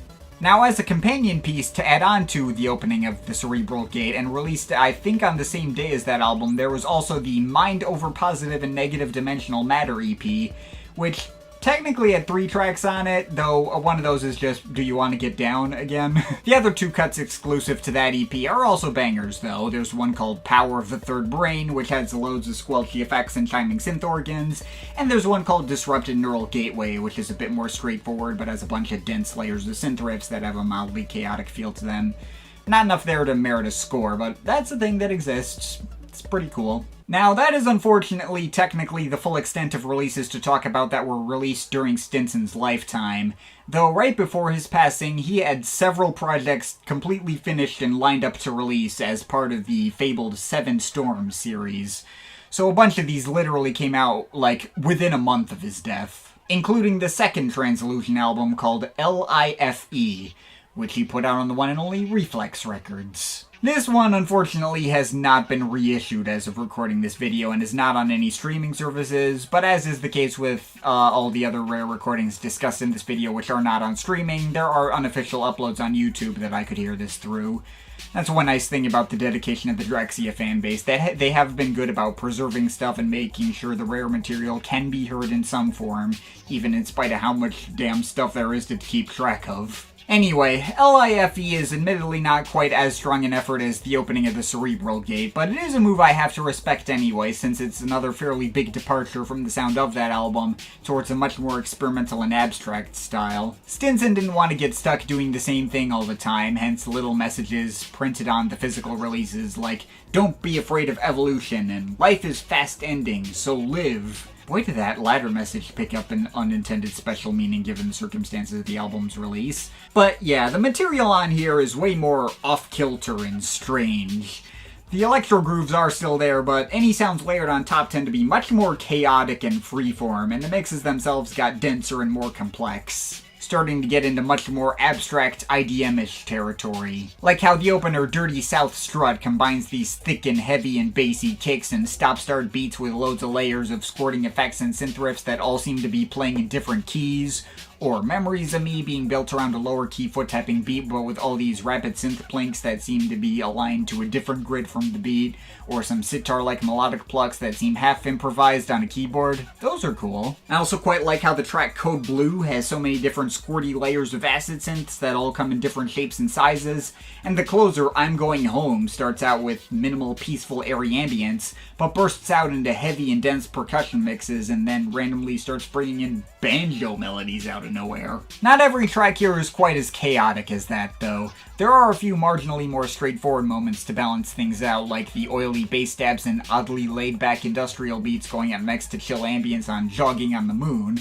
or the regular old traditional Drexciya electro of Consequences, which has the usual beat patterns you'd expect and built some particularly chilling, higher-pitched pads for an eerie and melancholic atmosphere. I will say that I wasn't really feeling Rolling with the Punches of L.I.F.E. that much. That track's mix of stop-start beats, squirty noises, and pitched-down spoken voices felt a little lifeless and tuneless, kinda lost my attention. And there's also one track on this album that I straight up could not get behind at all, called Bump It. On one hand, the chaotic instrumental made out of hyper-jittery mid-range synth sequences and lumbering off-kilter industrial kicks is mildly cool and feels like it's constantly on the verge of falling apart, in a way that vaguely reminded me of, like, the middle part of Oudeker's Syrup here. But whatever I might have liked about this track is all but ruined by Stinson including his own vocals doing some weird, goofy voiced refrain thing and pitching up his voice so far into, like, chipmunk range. It renders the track completely unlistenable, and just the way he says the title absolutely grates on my nerves. And bumpy! Thankfully, the CD version included an instrumental version of this track that takes the vocals out. If I'm ever going to listen to this track again, it'll just be that version, though that wasn't on the standard vinyl version of the album, and I had to do some digging around YouTube to find it, so yeah. But yeah, that's L.I.F.E. I'd be lying if I said I loved this album or saw myself coming back to it much in the future, but I can't deny it's an interesting time, and I have to respect just how hard a left turn it is. Guy was not afraid to go out of his comfort zone and try new things, and even if the results could be a bit hit and miss, there is enough cool stuff here where I'd be willing to give this one a 7.3 out of 10. Oh yeah, and like the opening of the Cerebral Gate, L.I.F.E. also had a quick companion EP released concurrently with it called Third Eye. No tracks in common with the main album, although there's only 2 tracks, with one of them also including both a vocal and instrumental mix, so yeah, still pretty much just a promotional add-on. But what's included there is cool. The title track is kind of like this mildly tribal, jungle-flavored IDM cut with all these weird percussion mixes and grooving, funky synth bass lines. And You're Holding Me Up gets even more experimental with all these odd, disconnected bleeps and bloops and squonking synth riffs and almost tuba-like bass, with Stinson's pitch-down voice repeating half playful and half annoyed refrains about how you're holding him back, which are kind of fun, I guess. The voice can swallow up the mix a bit sometimes, so the inclusion of both the vocal mix and the instrumental mix that lets you pay more attention to the background details actually does feel like an active benefit, instead of one clearly being preferable to the other, as was the case for Do You Want to Get Down or Bump It. So, yeah, not scoring this EP either, but it's also a thing that exists and is cool. And that leaves one last release to talk about under the Transillusion name, the A Moment of Insanity EP from 2018. This was obviously the result of a bit of posthumous archive diving, although the 4 untitled moments included here feel roughly as finished as anything that made the cut for his regular albums. Even more finished feeling than the stuff on the Abstract Thought EP I talked about like 20 million years ago. Stylistically, the stuff is kinda halfway in between the sound of the other 2 Transillusion albums. Less straightforward than the opening of Cerebral Gate, but not as out there as L.I.F.E. Still based around banging bass-heavy techno beats, but getting pretty densely layered with the sounds placed on top. Moments 1, 2, and 4 seemed pretty thematically linked, with some high-pitched one-note synth riffs kind of shared between them. Moment 1 has some more standard electro beats and oily oily bass lines to join it. Moment 4 has all these huge bouncing mechanical noises for a more off-kilter mix that maybe could have felt more at home on L.I.F.E. And moment 2 is kind of in between with regular electro beats, but loads of different synth sound effects and bouncy bass lines layered over it for that kind of chaotic effect. Moment 3 is a little different from the others, though it still fits pretty well alongside them. It's probably the single most intense banger out of all 4, with lots of heavy industrial percussion bouncing off super thick synth string pads and various other effects bouncing all over the place. So yeah, while a moment of insanity is probably not the most essential of lessons, it's pretty consistently fun for what it is. I'll also give it a light 7.3 out of 10. So that's it for Translusion, but there's a couple of James Stinson aliases left to discuss that only have one release each. The first one to talk about is Shifted Phases, under which Stinson released a single, full-length solo album with Trezor Records called The Cosmic Memoirs of the Late Great Rupert J. Rosenthorpe. This was one of the ones he had completed and shipped out before his death and came out only a month after he died. The cover I have shown here is for the original CD version, which was originally misprinted and replaced the closer track Flux with the track Song of the Green Whale from Drexciya's Harness the Storm. Though the versions on streaming service repressed by Trezor correct this error and put the original Flux in its place as intended. By the way, yeah, Trezor has been nice enough to repress several projects I've discussed in this video more recently, although I haven't been showing their new black and white CGI covers for this video or my other Drexciya videos, since I don't think they look as good as what those projects had before. But I digress. Anyway, you cannot say this man's work did not contain multitude, since even if this is another project that has all the same musical ingredients you'd expect, it once again has a totally different energy and vibe from the other projects he put out under other aliases. This project tries to focus much more on fairly minimal and stripped-back electro arrangements evoking space themes, and coming up with its own uniquely striking ideas in a much more subtle manner. It's less melodic or emotional than the other People Place, not as aggressive as the first Translusion album, not as experimental as the second Translusion album. It's kind of its own thing separate from the sounds of all of those projects. There's tracks here which kind of create mildly catchy arrangements out of fairly sparse mixes that don't focus as much on melody, as seen on the simpler patterns of scanner noises and electro beats on Solar Wind, the counterbalancing acid patterns on White Dwarf, or the windy ambient slightly off-key bass and kicks creating a particularly spooky effect on Dance of the Celestial Druids. Though you'll also run into some odder and more experimental moments here, like The Freak Show and Alien Vessel Distress Call, which pack their mixes with off-kilter sound effects, although not to the point of overflowing and falling apart like on some elements of L.I.F.E. But there's also tracks that focus more on the danceable beats, like Waveform Cascades with its particularly grooving bass lines, the clattering mix of beats on Implosive Regions mixed with shifting ambient chords and wiry drill-like synths, or the propulsive beats and chugging arpeggios of Scattering Pulsars. And there's also tracks that make sure to let the melodies take more of the focus, be it on the squirting synths and squirtier beats of Crossing of the Sun Ra Nebula, or the almost G-Funk adjacent wiry leads of the closer Flux, or providing one surprisingly melancholic emotional moments in the fittingly lonely melodic ambient electro of Lonely... Damn! Or providing one surprisingly melancholic emotional moment in the fittingly lonely melodic ambient electro of Lonely Journey of the Comet Bop. Absolutely no shortage of variety to be found throughout this project, but all of it still feels like it belongs together and adds up to a whole greater than the sum of its parts, creating a spacey vibe that works very differently from the more scientific approach of something like Grava 4. While this album's strengths don't shine as strongly as Stinson's best solo work, both the Other People Place album and the first Translusion thing were better able to grab my attention in different ways, this definitely provides its own experience that's worth hearing in its own right, and I think I got enough out of the results to give this a 7.5 out of 10. So that takes us to the final installment in the Seven Storm series, released in 2003 under the name Labrat XL, was a single album called Mice or Cyborg. Truth be told, this album is technically credited as being produced by Drexciya. I don't know for 100% certain if it is just Stinson working solo, but I'm running with it as if it is, since that's how Discogs lists it, and it kind of vaguely sounds more like some of his solo projects than it does to anything Gerald was involved with. There's not really a specific defined direction to Mice or Cyborg that sets it apart from any of the other Seven Storms. It kind of just feels like a collection of 6 more finished tracks he happened to have lying around and hadn't yet pinned down how to fit them in a more of an overarching whole. But at least the tracks themselves are all well fleshed out electro bangers, able to hit on the same level as any other tracks from his solo projects. Lab Rat 1 is quite handily the best track in the bunch, has a lot of nice propulsive arpeggios and airy female vocal samples, which I thought were very cool. Lab Rat 6 has these slightly annoying drill-like leads, but makes up for it with some pretty neat expansive ambient pads. Lab Rat 5 has some big stabby bass lines and heavy industrial kicks, making for a satisfying banger.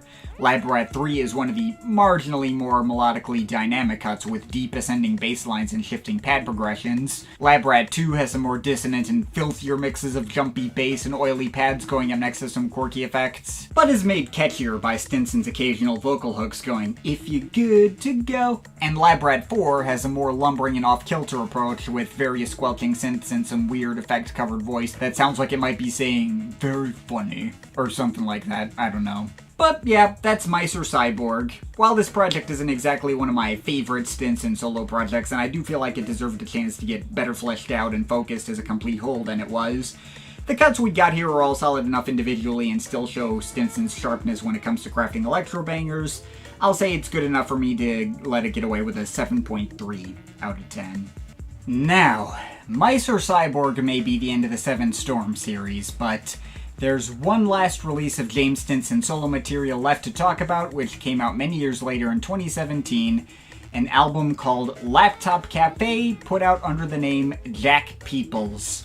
The very final album of solo material from James Stinson to be released, and the very final album I'll be talking about in this video.